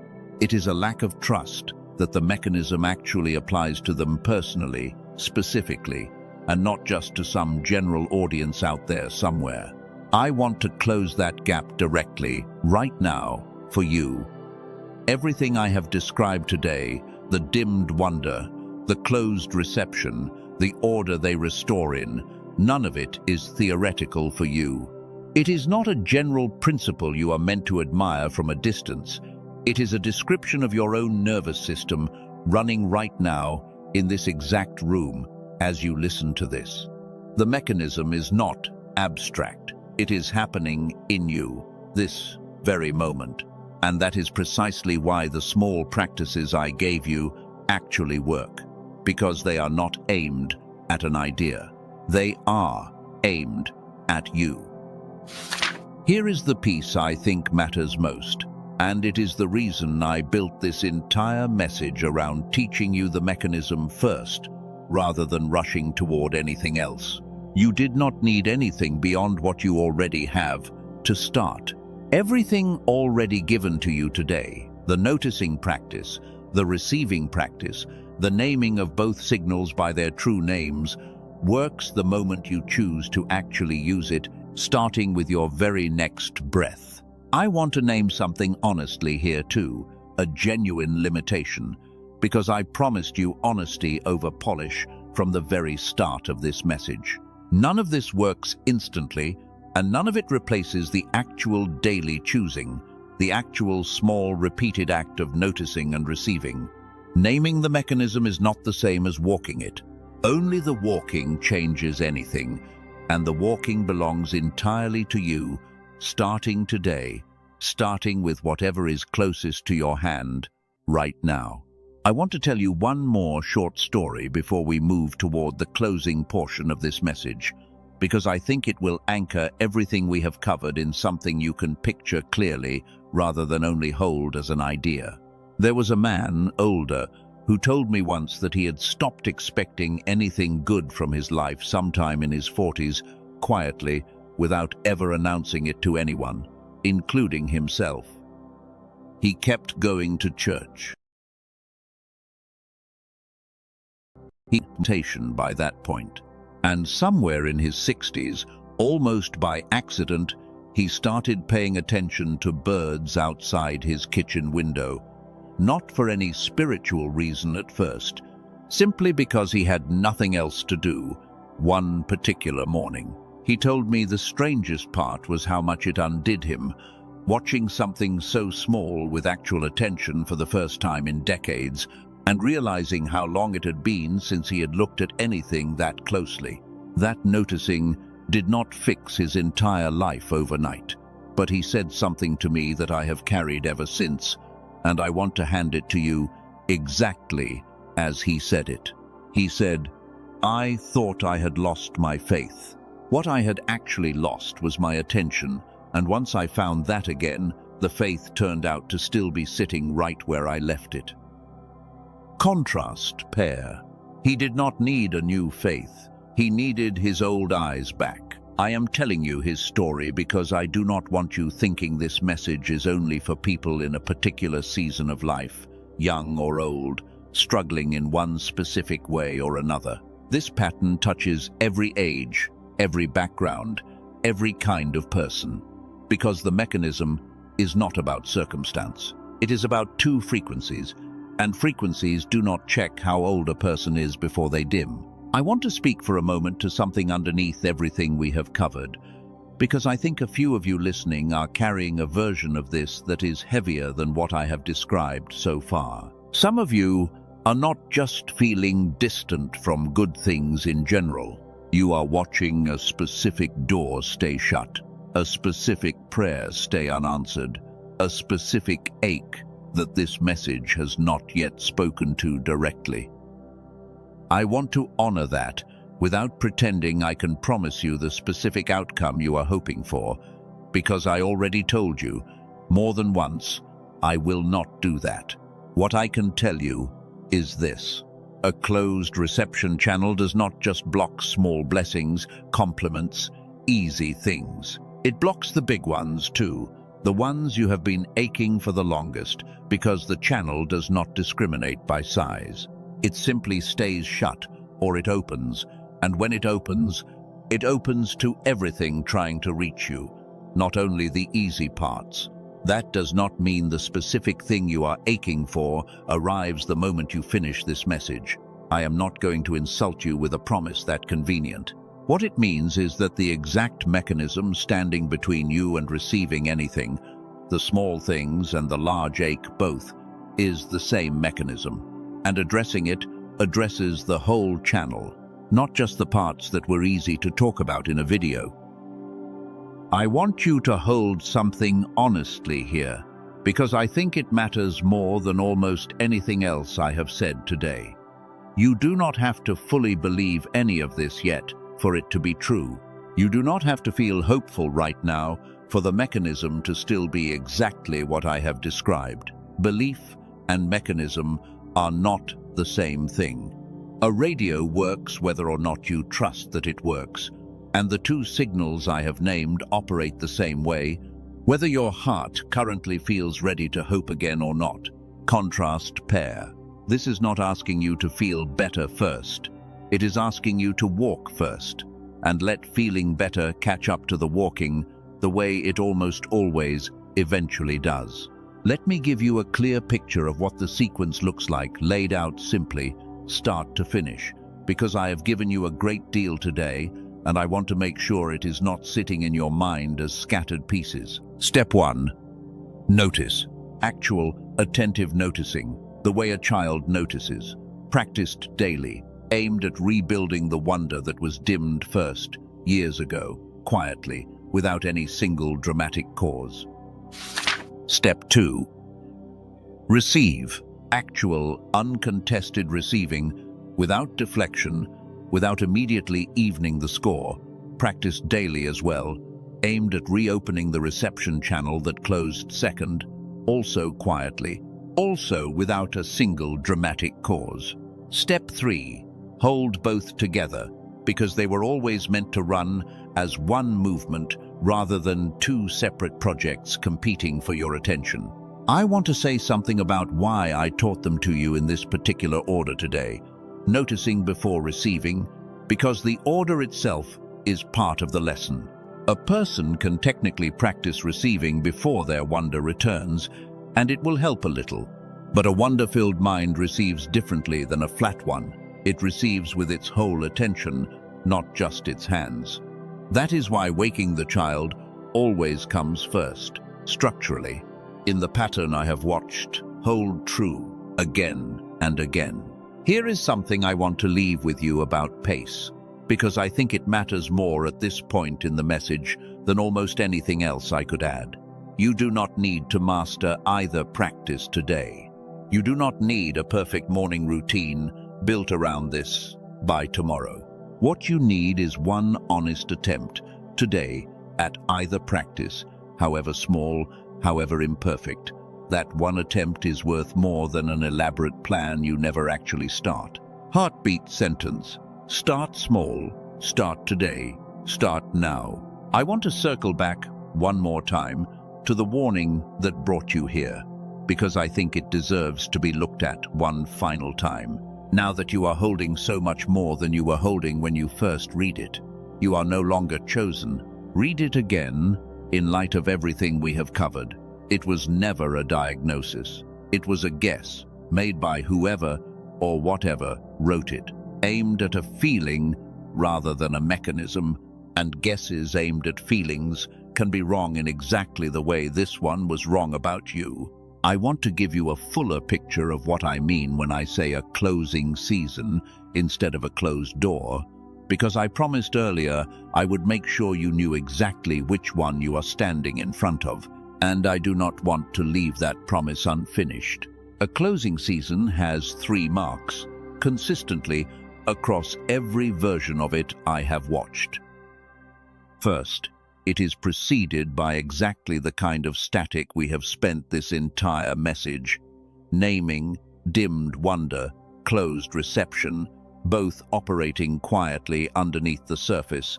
Second, it is interrupted, eventually, by something or someone offering a mechanism rather than another vague warning, a real explanation instead of another verdict, with no cause attached. You are, right now, in the middle of exactly that interruption.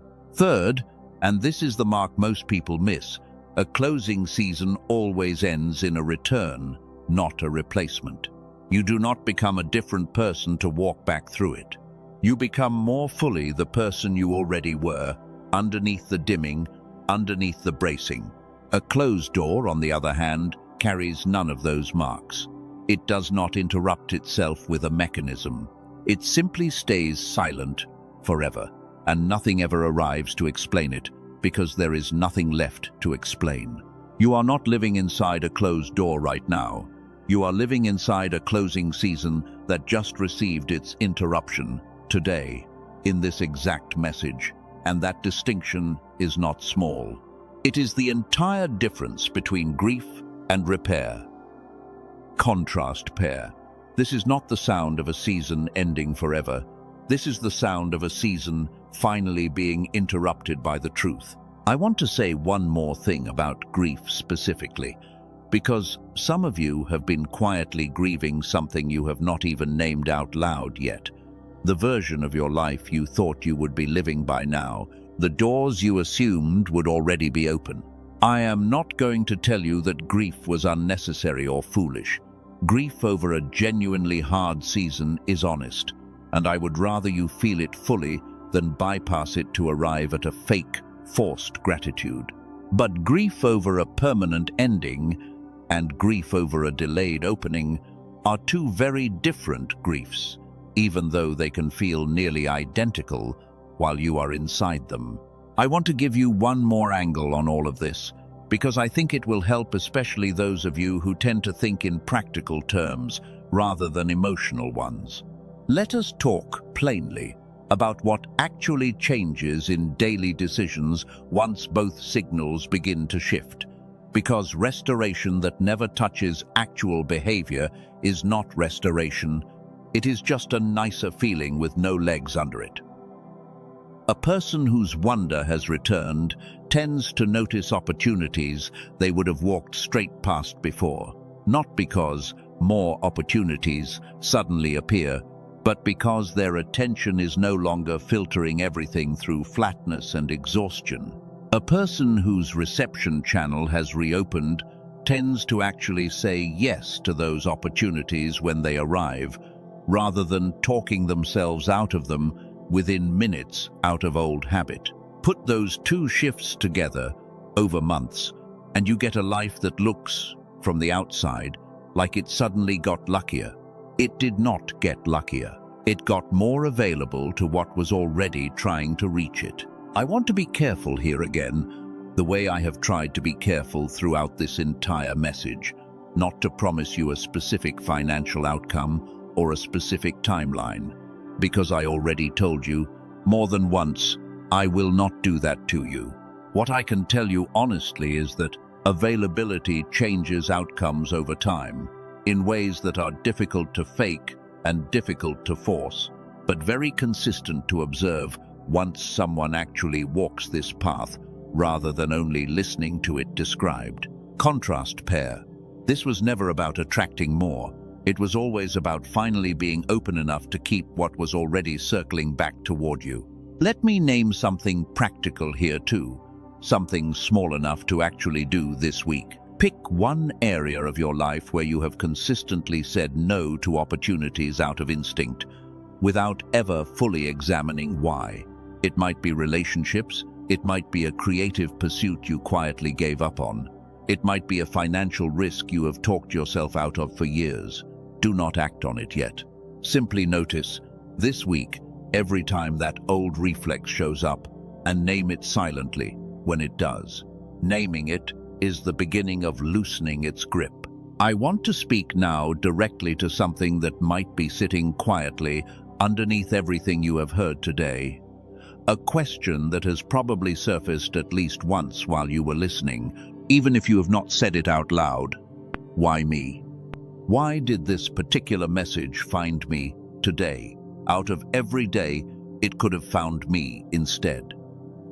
I do not think that question has a tidy, provable answer, and I am not going to manufacture one just to sound profound.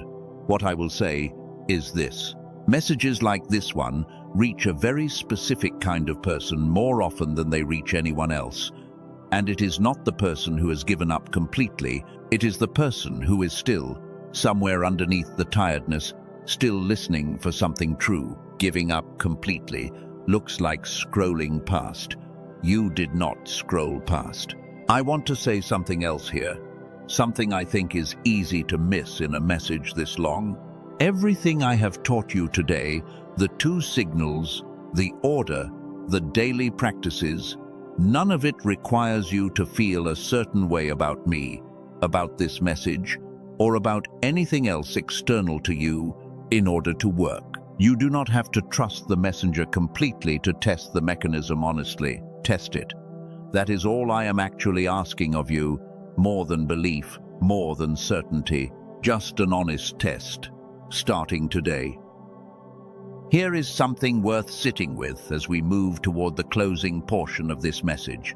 Everything that has been said so far has been building towards something specific, a declaration. And I have kept telling you it was coming because I wanted you to actually arrive at it, rather than have it dropped on you cold, without the ground beneath it prepared. That ground is nearly ready now. We are close.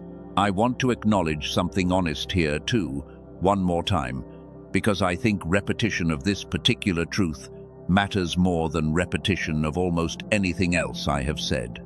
I do not know your specific circumstances. I do not know exactly what season you are walking through right now, today, as you listen to this. What I know is the shape, the pattern, the order, and I have given you all 3 completely, without holding anything back for a later message or a different offer. Let me name the resistance you might be feeling right now, this exact moment, because I would rather name it than let it work on you silently in the background. Some part of you, even after everything we have covered, might be quietly thinking, this all makes sense, but my situation is different. My circumstances are harder than most. This pattern probably does not apply to me the way it applies to other people. I want to honor that thought rather than dismiss it, because your situation genuinely is unique, and I am not going to pretend I know every detail of it. But here is what I have noticed consistently across every version of unique circumstances I have encountered. The circumstances differ enormously from person to person. The underlying mechanism, the dimmed wonder, the closed reception, does not. Your story is unrepeatable. The pattern underneath it is not. I want to say something plainly here, because I think plain honesty serves you better than a soft, vague reassurance. I cannot promise your specific circumstances resolve on any particular timeline. Nobody honest can promise you that. What I can promise, because I have watched it hold across every kind of circumstance imaginable, is that a person receiving fully moves through hard circumstances differently than a person whose receiving is closed. Not necessarily faster, differently, with more capacity to notice the help that does arrive along the way.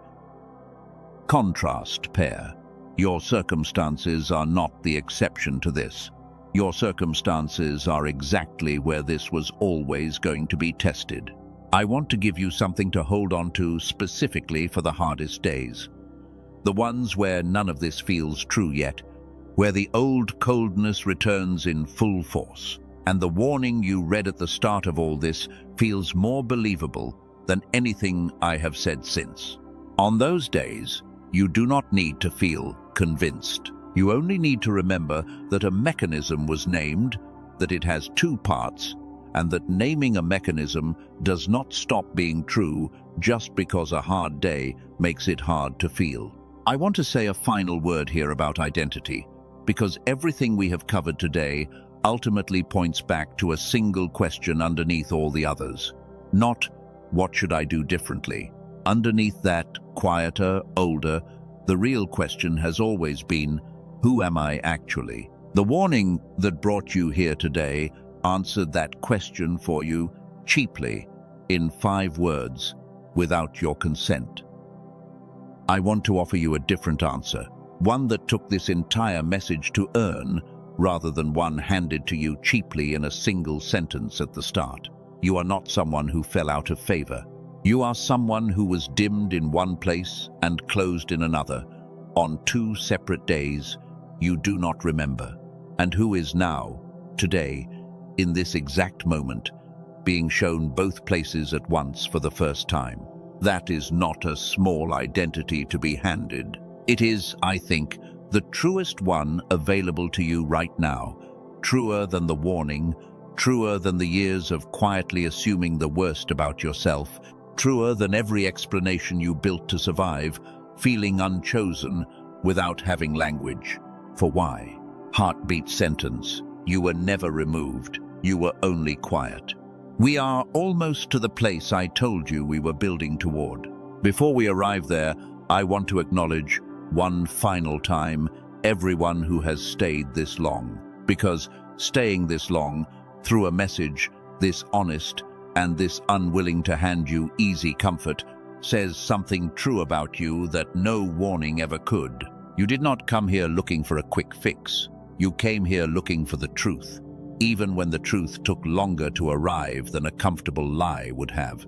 I want to widen this out one more time before we move into the closing portion of this message, because there is a piece of scripture that has been sitting underneath this entire teaching, quietly, and I want to bring it fully into view now, rather than leave it implied.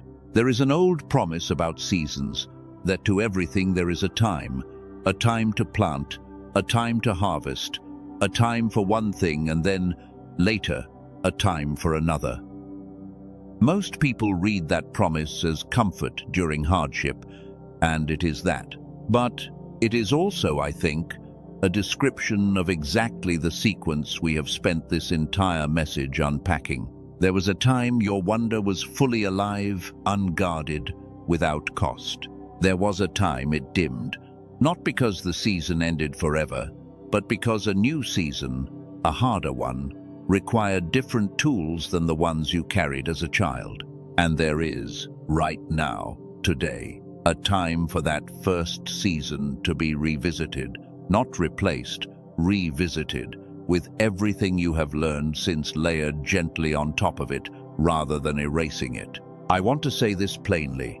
You are not being asked to go backward, to become naive again, to unlearn everything hard-won since childhood. You are being asked to let the child and the adult stand in the same room together for the first time in a long time, instead of treating them as enemies competing for the same space. Contrast pair. This was never a choice between being wise and being wonder-filled. It was always meant to be both, held together, the way it was originally designed to be held. Let me say something about what happens the moment both are finally held together, because I think it deserves to be named clearly before we move toward closing this message. A wonder-filled mind sees possibility. An open channel receives what that possibility brings. Together, they do not just make you feel better, they make you available, fully, for the first time in years, to whatever was always trying to reach you and simply could not get through. I want to talk about waiting for a moment, because I think the word itself has been misused against you for a long time, and I want to hand it back to you in its proper shape before we close. Waiting has often been taught as passive, as simply enduring time until something external finally changes. I want to offer you a different picture of it. Waiting, in its truest form, is not passive at all.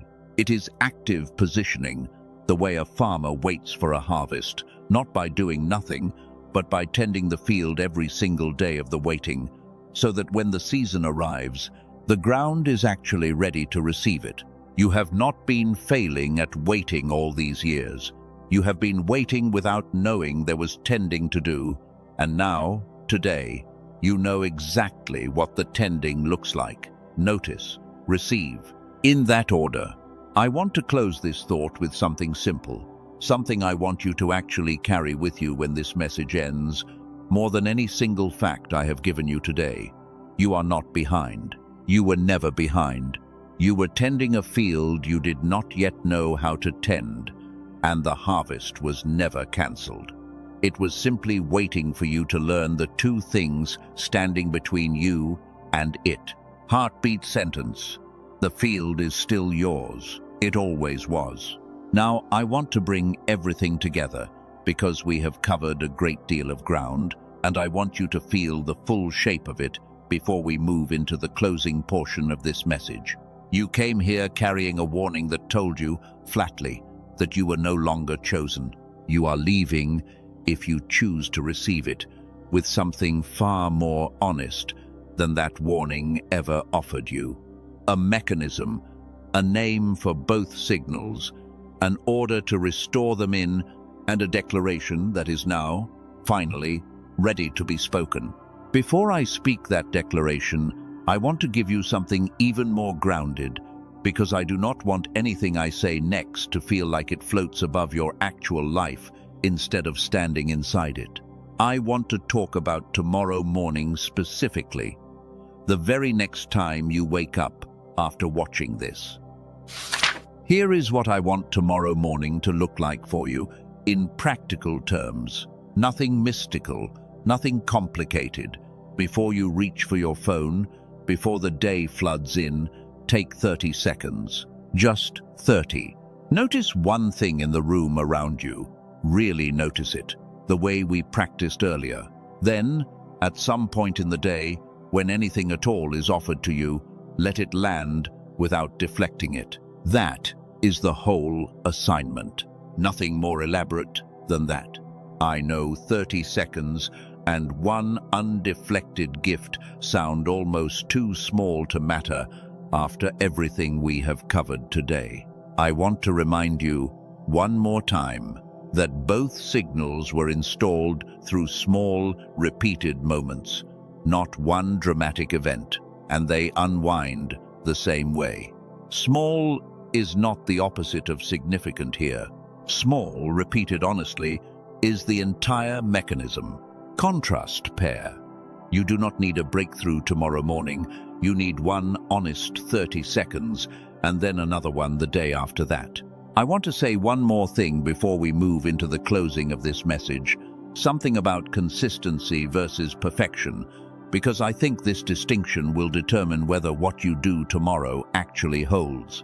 You are going to miss days. You are going to forget some mornings entirely, and reach for your phone the second your eyes open, the way you always have. That is not failure. That is simply what practicing something new looks like in a real, unedited life. Return to it the next morning without punishing yourself for the missed one, and the pattern will hold far better than it would under the pressure of needing to be perfect. I want to give you one final piece before we move fully into the closing of this message, because I think it ties everything together in a way that matters. There is a reason both signals had to be found and named before any declaration could be spoken over you honestly. A declaration spoken over a dimmed, closed life bounces off. It sounds nice for a moment and then fades, because there is nowhere for it to actually land and take root. A declaration spoken over a life that has just been shown both of its closed places, however, lands completely differently. It has somewhere to go now. The wonder that is beginning to stir again gives it a place to be received with genuine feeling instead of polite agreement. The channel that is beginning to loosen gives it an actual door to walk through instead of knocking against something sealed shut. That is why I made you wait for it, not to build suspense for its own sake, though I know it may have felt that way at moments. I made you wait because a declaration given too early is wasted, and I did not want to waste this one on you. You have earned the full weight of it now, having walked through the entire mechanism with me, rather than skipping to the end. Heartbeat sentence. What comes next is not a performance. It is a homecoming. I want to take one more breath with you before we step into it fully. Everything that needed to be taught has now been taught. Everything that needed to be named has now been named. What remains is simply the moment of actually receiving it, fully, the way we have been practicing this entire message, one honest yes at a time. I want to take one more detour before we move fully toward the close of this message, because I think it will help ground everything in something even more immediate than what we have already covered. Let us talk about the specific moment right after you finish watching this, the transition moment, because that transition is often where everything learned in a message like this quietly slips away, replaced instantly by whatever notification is waiting on your screen. I want to ask you for something small and specific. When this message ends, before you open anything else, before the next video starts playing automatically, take 10 seconds, just 10, and say one sentence out loud or in your mind. Something as simple as, "I am not who that warning said I was." That sentence, spoken deliberately in the transition moment, does more to anchor what you learned today than an hour of passive listening ever could, because it is the first time you get to practice saying the new thing instead of only hearing it said to you. I want to be honest about why this matters so much. Most spiritual content gets consumed and then instantly buried under the next piece of content, and the next, until by the next morning, almost nothing from any of it remains accessible. Not because the content was wrong, but because nothing was done to actually anchor it before the next wave of input arrived. 10 seconds of your own voice, saying your own version of the truth, is a small enough ask that you can actually do it every single time, and small enough asks are the ones that actually get kept. Contrast pair. This is not another thing to remember. This is one sentence to say right when it matters most, before the noise returns.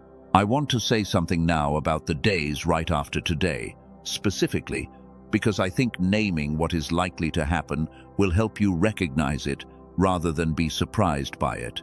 Tomorrow, or the day after, the old warning is likely to whisper again, quietly, in some ordinary moment, the way old patterns always do before they have been fully unlearned.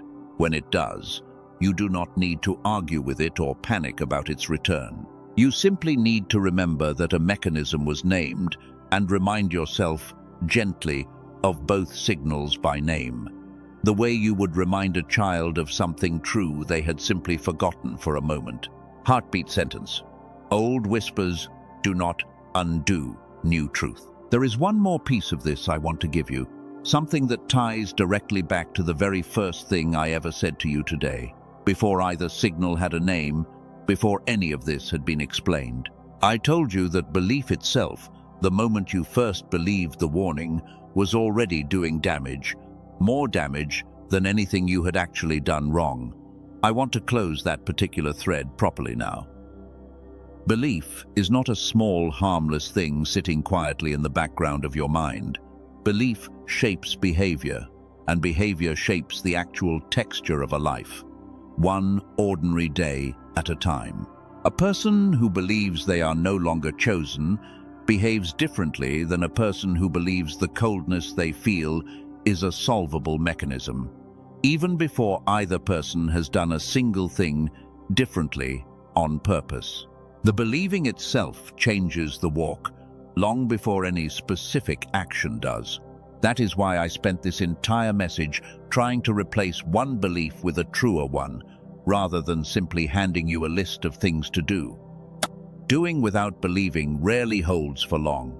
Believing correctly, even imperfectly, even on the hard days, tends to produce the doing almost on its own, the way water finds its way downhill without needing to be told the route. Contrast pair. This was never primarily a to-do list. It was always, first, a belief to be corrected, and only then, naturally, a life to be lived differently because of it. I want to say one final thing about faith itself, because I think it deserves to be spoken plainly before we close. Faith was never meant to be a performance of certainty you do not actually feel. Real faith holds the tension between not yet fully feeling something and still choosing to walk toward it anyway. If you leave this message still uncertain, still not fully convinced in your feelings, that does not disqualify you from any of what has been offered here. Uncertainty and faith have always been able to sit in the same room together. Only despair cannot sit there with faith. Uncertainty can. Heartbeat sentence: doubt your feelings if you must. Do not doubt the order. I want to widen the lens one final time before we step fully into the closing of this message, because I think it deserves to be said plainly. Everything covered today applies whether you ever listen to a single tool built around it or not. The mechanism is yours regardless. The daily practice is yours regardless. What any tool adds is simply ease, structure, a hand on your back on the mornings your own motivation runs thin, and that is worth being honest about. One final time before we close. I want to leave you with one more image before we move into the very last portion of this message, because I think images tend to stay with people longer than explanations do, and I want something to stay with you from today beyond the two names themselves. Picture a house, the one you have actually lived in your whole life without fully realizing it. A house with far more rooms than you ever explored, because two of them, for a long time, stayed dark. You did not need to build new rooms. Both rooms were already there, already yours, already part of the house you were given at the very beginning.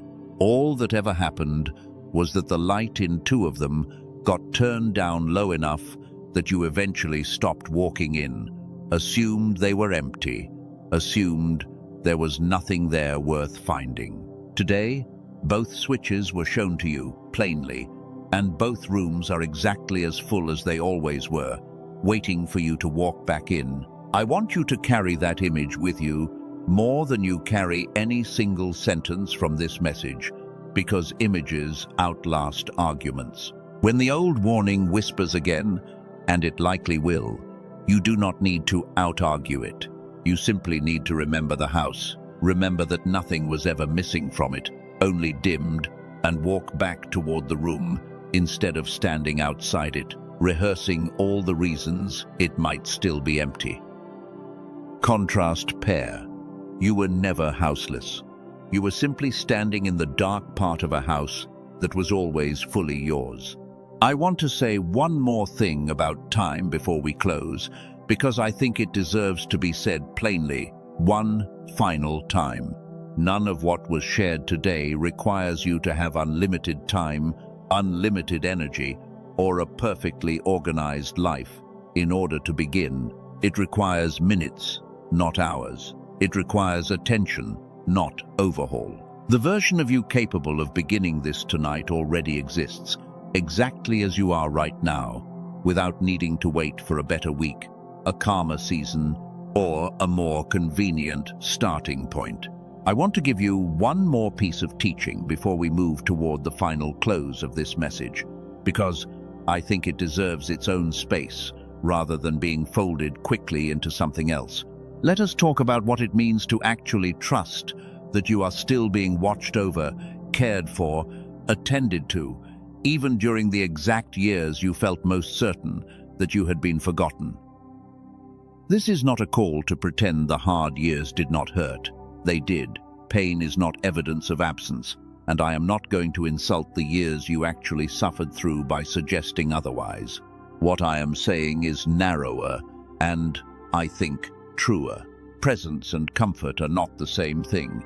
Someone can be fully present in a room and still allow the room to be difficult, because difficulty itself is sometimes the exact terrain growth requires, the way a plant needs resistance in the soil to grow strong roots, rather than shallow ones. I want to be careful here, because this idea gets misused constantly, weaponized to explain away real harm that should never be excused. I am not talking about harm caused by other people, and I am not suggesting suffering caused by cruelty is somehow secretly good for you. I am talking specifically about the ordinary hardness of a life still being lived, the waiting, the uncertainty, the seasons where nothing visible seems to be moving. That kind of hardness, unlike harm, often does carry a hidden shape of care inside it, even when it does not feel that way from the inside. Contrast pair. Difficulty is not proof you were left. Sometimes it is proof the ground was being prepared for something that could not grow in easier soil. I want to say one more thing about trust specifically, because I think it ties everything in this message together. Trust was never meant to be built on constant, visible confirmation. If it required that, it would not be trust. It would be certainty, and certainty was never actually promised to you, by me, or by anyone honest. What was promised, all along, underneath everything, was presence. Quiet, steady, patient presence. Waiting for exactly the moment your reception finally opened, wide enough to notice it had been there the entire time. Heartbeat sentence. Presence does not always announce itself. Sometimes it simply waits. I want to bring this thread all the way back now to the very beginning of this message, to the warning itself, because I think you are finally ready to see it fully for what it always was. It was never a message from heaven. It was a message about a feeling, mistaken for a verdict, spoken with total confidence by something that had no actual authority to speak it. You do not owe that warning your continued belief. You never did. I want to close this portion with something simple, something to hold on to more than any single teaching point from the last hour. You were dimmed, not deleted. You were closed, not cast out. And tonight, for the first time, both of those quiet closures have names, an order, and a way home. Whatever you do with the rest of tonight, whatever you do tomorrow morning, carry that sentence with you. It is worth more than anything else this message could have handed you, more than any tool, more than any single practice. You were dimmed, not deleted. You were closed, not cast out. Everything else builds on that one true sentence. Let us walk together now into the very last part of this message, because you have earned the full weight of what comes next. Having stayed this long, having let this much truth actually land instead of bouncing off the way the old warning always did. Let us just rest here for a moment before we go any further. You do not have to do anything with what you just heard yet. You do not have to fix either signal in the next 60 seconds, and you do not have to prove anything to me, to yourself, or to God by feeling a certain way right now. Sometimes the most honest response to a revelation is simply to sit still and let it land, without immediately reaching for the next task. Let this be one of those moments. I want to name something else before we keep going, something quieter than either of the two signals, something that might be sitting underneath both of them for some of you. There is a thought some of you have been carrying, maybe for years, that sounds something like this.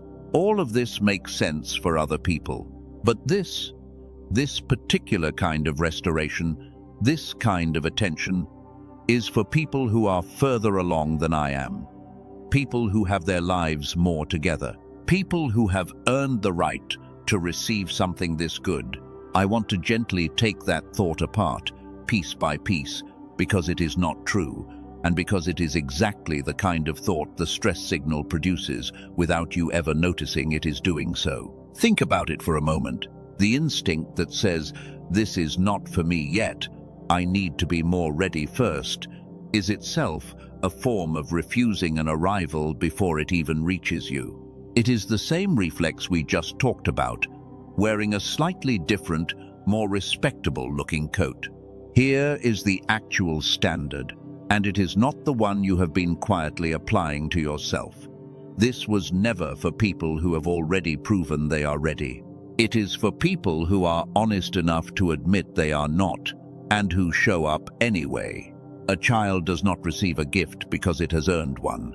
A child receives a gift because someone who loves it decided to give it, and the child simply had the humility to hold out both hands instead of stepping back. That is the entire posture. Not readiness, Open hands. I want to be honest with you about something here too, the way I have been honest with you at every other turn in this message. I do not know your particular story. I do not know what specifically taught you to believe you were not the kind of person good things happen to. I am not going to pretend I can diagnose the exact shape of that wound from where I am standing. What I can tell you, because I have watched it hold true again and again, is that the timeline for this does not reward people who feel most ready. It rewards people who stop waiting to feel ready and simply turn their hands over. If none of what I just said applies to you, if you have never once felt unworthy of any of this, then this particular moment was not for you, and that is completely fine. We keep moving either way. But if something in you just quietly flinched in recognition, hold on to that flinch a little longer than you normally would, because that flinch is usually the exact spot where the next door is. I want to take you somewhere again, one more time, and this time I want you to notice something different in the scene than you noticed in the first one. Picture yourself some months from now, and something good is being offered to you. It does not matter exactly what.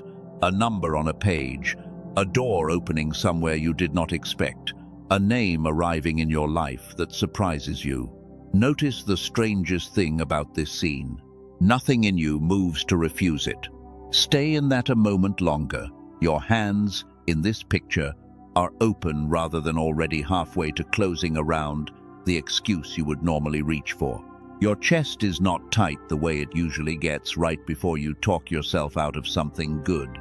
There is a kind of quiet in this scene that has nothing to do with the good thing being small enough not to threaten you. It is a big thing, and you are still not flinching.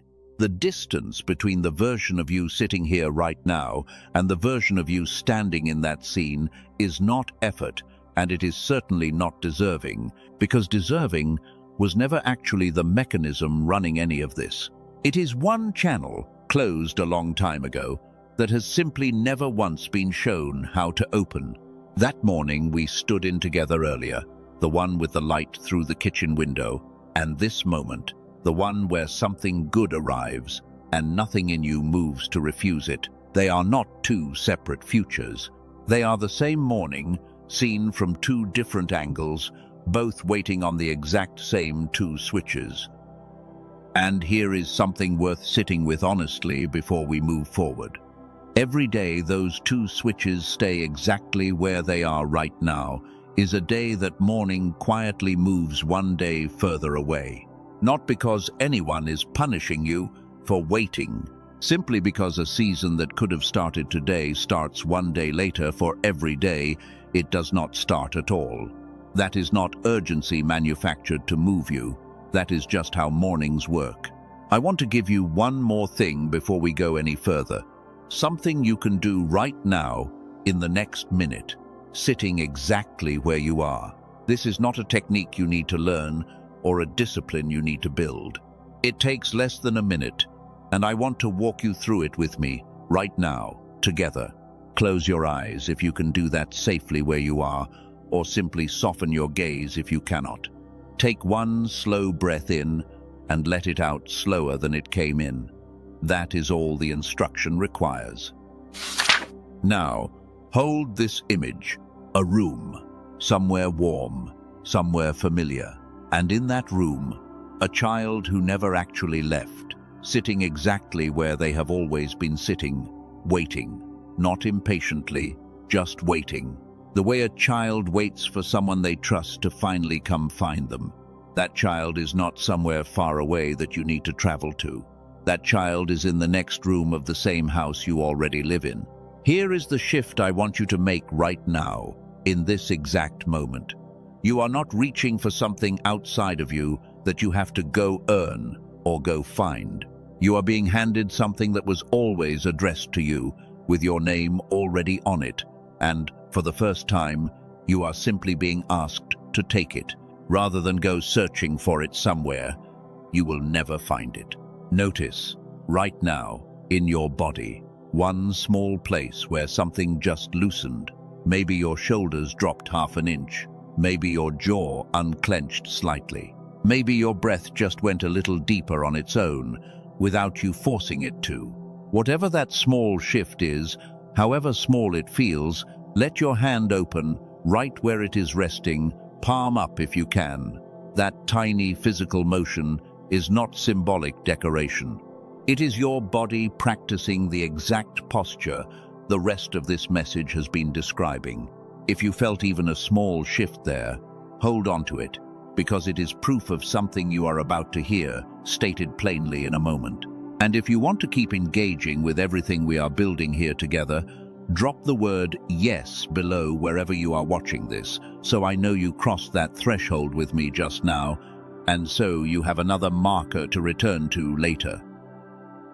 There is one more truth I have not said yet, and I have been saving it, because you were not ready to hear it until you had felt both signals for yourself, instead of just hearing them described. Here it is.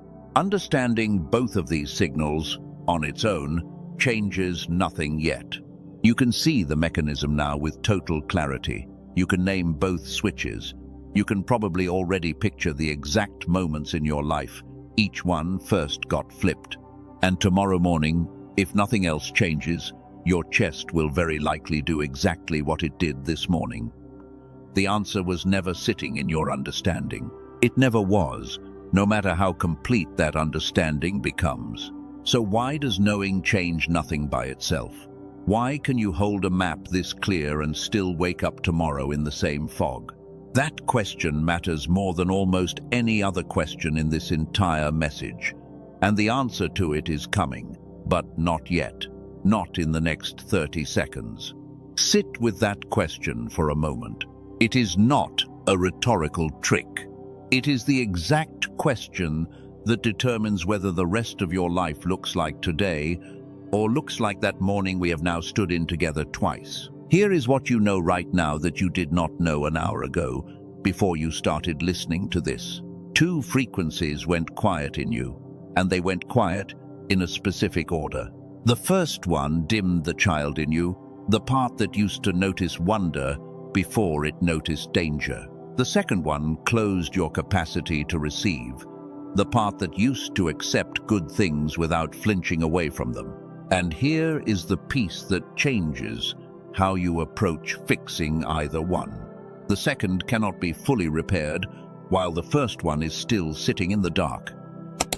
That is the mechanism this entire message has been walking you through. Restore the child first. Only then does receiving actually take, not because receiving is less important, but because a mind still dimmed does not yet have the capacity to actually hold what arrives, even when it stops flinching away from it. What this gives you, when both are addressed in that order, is not a promise of a specific outcome on a specific date, because I already told you I will not hand you a promise like that. What it gives you is a reversal, in sequence, of the exact 2 things that made you feel unchosen in the first place. Some people call the full reversal something specific, once both switches have been found and turned back the right way. I have come to call it the child-mind reversal, because that is precisely what it is, the mind of a child, reversed back into a life that had quietly trained it out. And here is who all of this makes you, once both pieces are named and both pieces are held together. Not someone broken, not someone passed over. You are the one who was dimmed and closed, not removed, and the fact that you are still here, still listening, this far into a message that has asked a great deal of your attention, tells me something true about you, that the warning which brought you here never could. The clarity you just received is real. I am not taking a single piece of it back. But clarity, on its own, has never once opened a closed channel. Clarity tells you where the door is. It does not walk you through it. Here is who you actually are, underneath everything the last hour has walked you through, not someone passed over. Someone who carried, for years, a child put to sleep and a hand held closed, both without your consent, both restored in a fixed order, the sleeping one waking first, the closed one opening only after. You were never asked to earn your way back into this. You were only asked to notice what was already true, that both closures happened to you, not because of you, and that both can be found again by anyone willing to walk them in the correct sequence, starting exactly where you are sitting right now. Everything spoken has been building toward two names I promised you early on, and the moment has finally come to bring them fully into the light. The first restores what the decline effect quietly dimmed. Years ago, someone built a short audio around the exact frequency range tied to that early, wide-open state, the one where wonder ran without effort, and gave the restoration itself a name. In the pinned comment beneath this message, that restoration is called the Genius Song, built by a researcher who spent decades tracing exactly why that early brightness fades and exactly what gently calls it back. A few quiet minutes, and the same mechanism your chest already answered earlier, when you reached back for one ordinary memory, begins waking on its own. And when that first wave does what it was built to do, restoring wonder, restoring curiosity, restoring the child who never actually left, here is what almost no one is ever told. The child wakes, and still, something stays out of reach. Waking is real. It is not the end of the room. There is a second door, standing exactly where it has stood the whole time, and it is still closed. That closed door is the stress signal you already know by name, the one that has been quietly declining every good thing on your behalf. One wave restores, the other receives. Both in that exact order, or the second door stays exactly as closed as it has always been. The second piece is called the wealth signal, built by a researcher who left a more conventional path specifically to finish tracing this second mechanism, the one beat 2 already named for you, calibrated to quiet that constant low-grade alert and let alpha reception finally reopen. Alongside the audio itself sits a short spoken script, an old technique, carried quietly forward and paired with the sound. Once the child has woken, this is what teaches the hand to actually stay open. Long before either name existed, a teacher once said that unless a person turns and becomes like a little child, they will not enter what he called the kingdom. Become the child first, then receive. That order was never new. It was only forgotten. The woman I told you about earlier, the one with the closed hand, this is what she was quietly using during the exact season her hand finally stopped, needing to give everything away the moment it arrived. Some of you are already asking the obvious question, and it deserves a direct answer. Why 2 and not 1?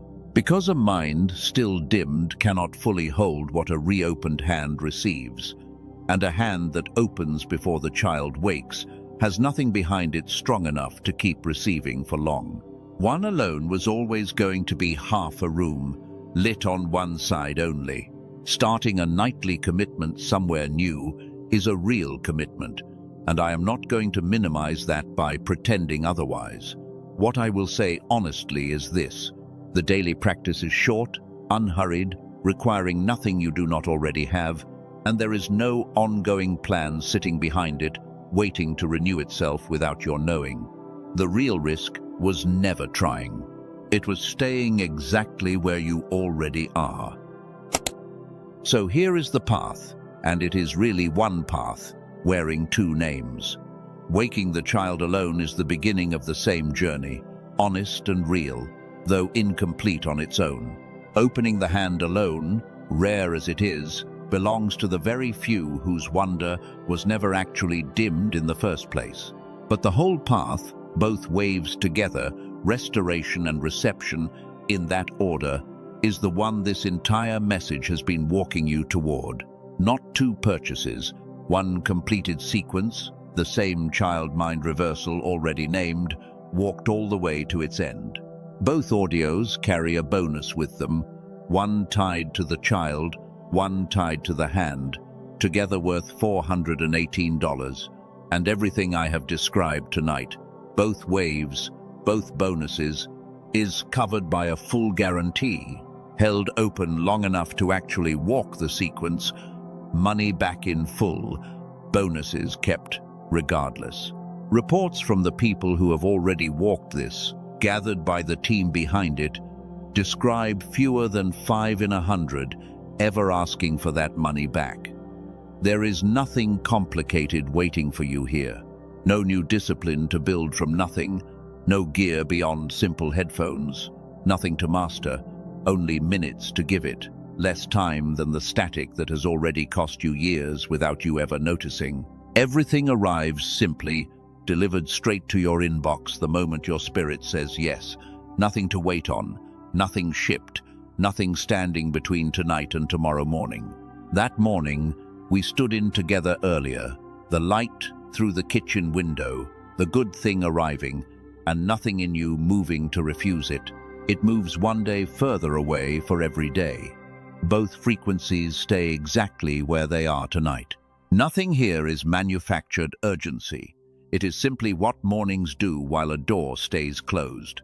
Both waves, together with their bonuses, carry everything already described, all in the one place this entire message has been pointing toward. Nowhere else carries what was actually built here, because nowhere else was built around this exact sequence. Ask yourself honestly which is truer for you, that the child in you has been asleep a long time, or that the child is already awake and simply cannot yet reach what belongs to it. Your spirit already knows which one it is. Trust that knowing and let it walk you toward the paths waiting beneath this message and in the pinned comment. Both paths are sitting there now, beneath this message and pinned in the comments, whichever one your spirit already recognizes. Step through whichever door is calling you. And one more thing, quickly, for those of you who go further than most. For those ready to move faster, an amplified version of the restoration audio exists as well, called Youthful Brain, built for whoever wants the child mind waking to move at a stronger pace. Alongside it sits something called the Wealth Signal Accelerator, built to open the receiving hand faster than the standard sequence alone. Both of these live only on the other side of the door, once the two waves already described have already been walked. The two waves themselves are complete entirely on their own, whole, needing nothing added to do what they were built to do. These two simply exist for whoever the road later asks more of, if your spirit confirms that later. And only then. You have come this far.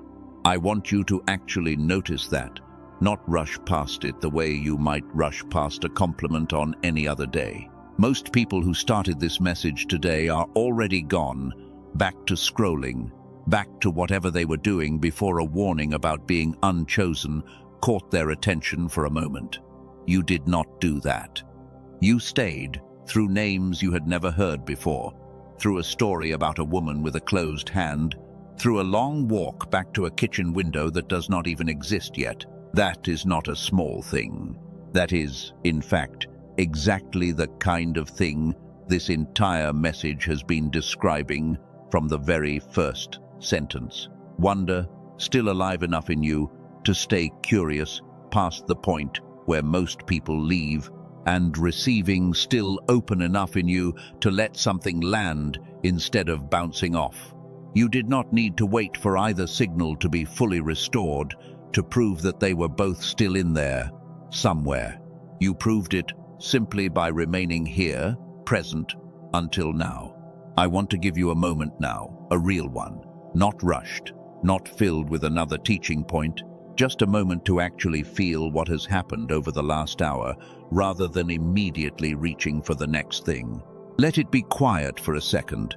Let yourself notice whatever is present in your chest right now, without needing to name it correctly or feel it perfectly. Whatever is there, relief, grief, hope, even a flicker of doubt sitting alongside the hope, all of it is allowed to be here at once. Nothing about this moment requires you to have it figured out. I am grateful, honestly, that you stayed, not because staying benefits me in some way I need from you, but because a message like this only actually does anything for the person who lets it all the way in, and you did that more than most people ever do. Whatever comes next in your life, tonight already counted as something real, a moment where a warning got examined instead of simply believed, and that alone was worth the time it took. Now I want you to do something with me, right where you are. If you are willing, picture, for just a moment, everything the old warning made you carry, every apology you have offered God for something you could not even name. Every year, you quietly assumed you had fallen out of favor. Picture all of it as a weight, something with actual shape, something you have been holding in both hands without realizing your hands were ever meant to be empty. Now, let it go. Not dramatically, not with any performance attached to it. Simply open your hands, wherever they are resting right now, and let that weight fall the way it would fall from open hands, because open hands were never built to hold on to something that heavy in the first place. You do not have to carry the old warning one more day. It was never actually yours to carry. I want to speak something over you now, plainly. The declaration I told you more than once was coming. I meant every word of that promise, and I have not forgotten a single piece of what I said I would say when this moment finally arrived. Chosen one, you are not who that warning said you were. You were never removed. You were only quiet, dimmed in one place and closed in another. And today, both of those places were finally named out loud in the light, where nothing hidden can keep operating the way it used to. You are the child who never actually left, only waited patiently for someone to finally come looking in the right room. You are the hand that was never truly incapable of receiving, only braced, for reasons that made sense once and no longer have to make sense now. You are the one this entire message was written to find, not because you are more chosen than anyone else listening, but because chosenness was never a competition to begin with, and you were named specifically before either signal ever went quiet in you. I declare over your life, starting tonight, that the dimming is not your identity. I declare that the bracing is not your future. I declare that whatever generational pattern taught you to shrink, taught you to flinch, taught you to apologize for taking up space in rooms you were invited into, it stops being passed forward through you, starting now, because you finally saw its shape clearly enough to set it down. You are the one who breaks the cycle, not someday. Now, in this exact moment, simply by choosing to see what was always true instead of what the warning told you to believe. Chosen one, God did not turn away from you. He is not the one who went quiet. What went quiet was your ability to receive him clearly, in two separate places, on two separate days you do not remember. And today, for the first time, both of those places have finally been named. And both of them can be found again, starting exactly where you are sitting right now. I want to invite you into one final act tonight before we close. Wherever you are watching this, type the words, "It is done," not as a magic formula, not because the words themselves carry power on their own, but because I want there to be a record, a marker, a moment you can point back to later and say, that is when I stopped agreeing with the warning and started agreeing with the truth instead. And if, somewhere in the last hour, a name quietly rose up in your mind, someone else carrying this exact weight, someone who has also been quietly assuming they fell out of favor, send this to them tonight, before the feeling fades the way feelings from videos so often do within the hour. You may be the exact interruption their closing season has been waiting for. And so it is. Amen. it is sealed, exactly as spoken over you tonight. Before I let you go fully, I want to bring you back one last time to a moment we stood in together earlier in this message, the one where something good was being offered to you and nothing in you moved to refuse it. That moment is not gone simply because the message is ending. It is still there, waiting, the same way it was waiting the entire time you thought you had been passed over. Some of you heard that moment as a picture. A few of you heard it as recognition, something closer to memory than imagination. You know, quietly, which one it was for you. Whichever one you carry, the two paths this message has walked you toward are waiting beneath this message and in the pinned comment. Whenever your spirit is ready, not a moment before. Chosen one, stop reading that old warning as if it is true, because it never was. What went quiet in you is not a verdict. It never was a verdict. It was only ever two silent frequencies. And tonight, for the first time, you know both of their names, and you know the exact order in which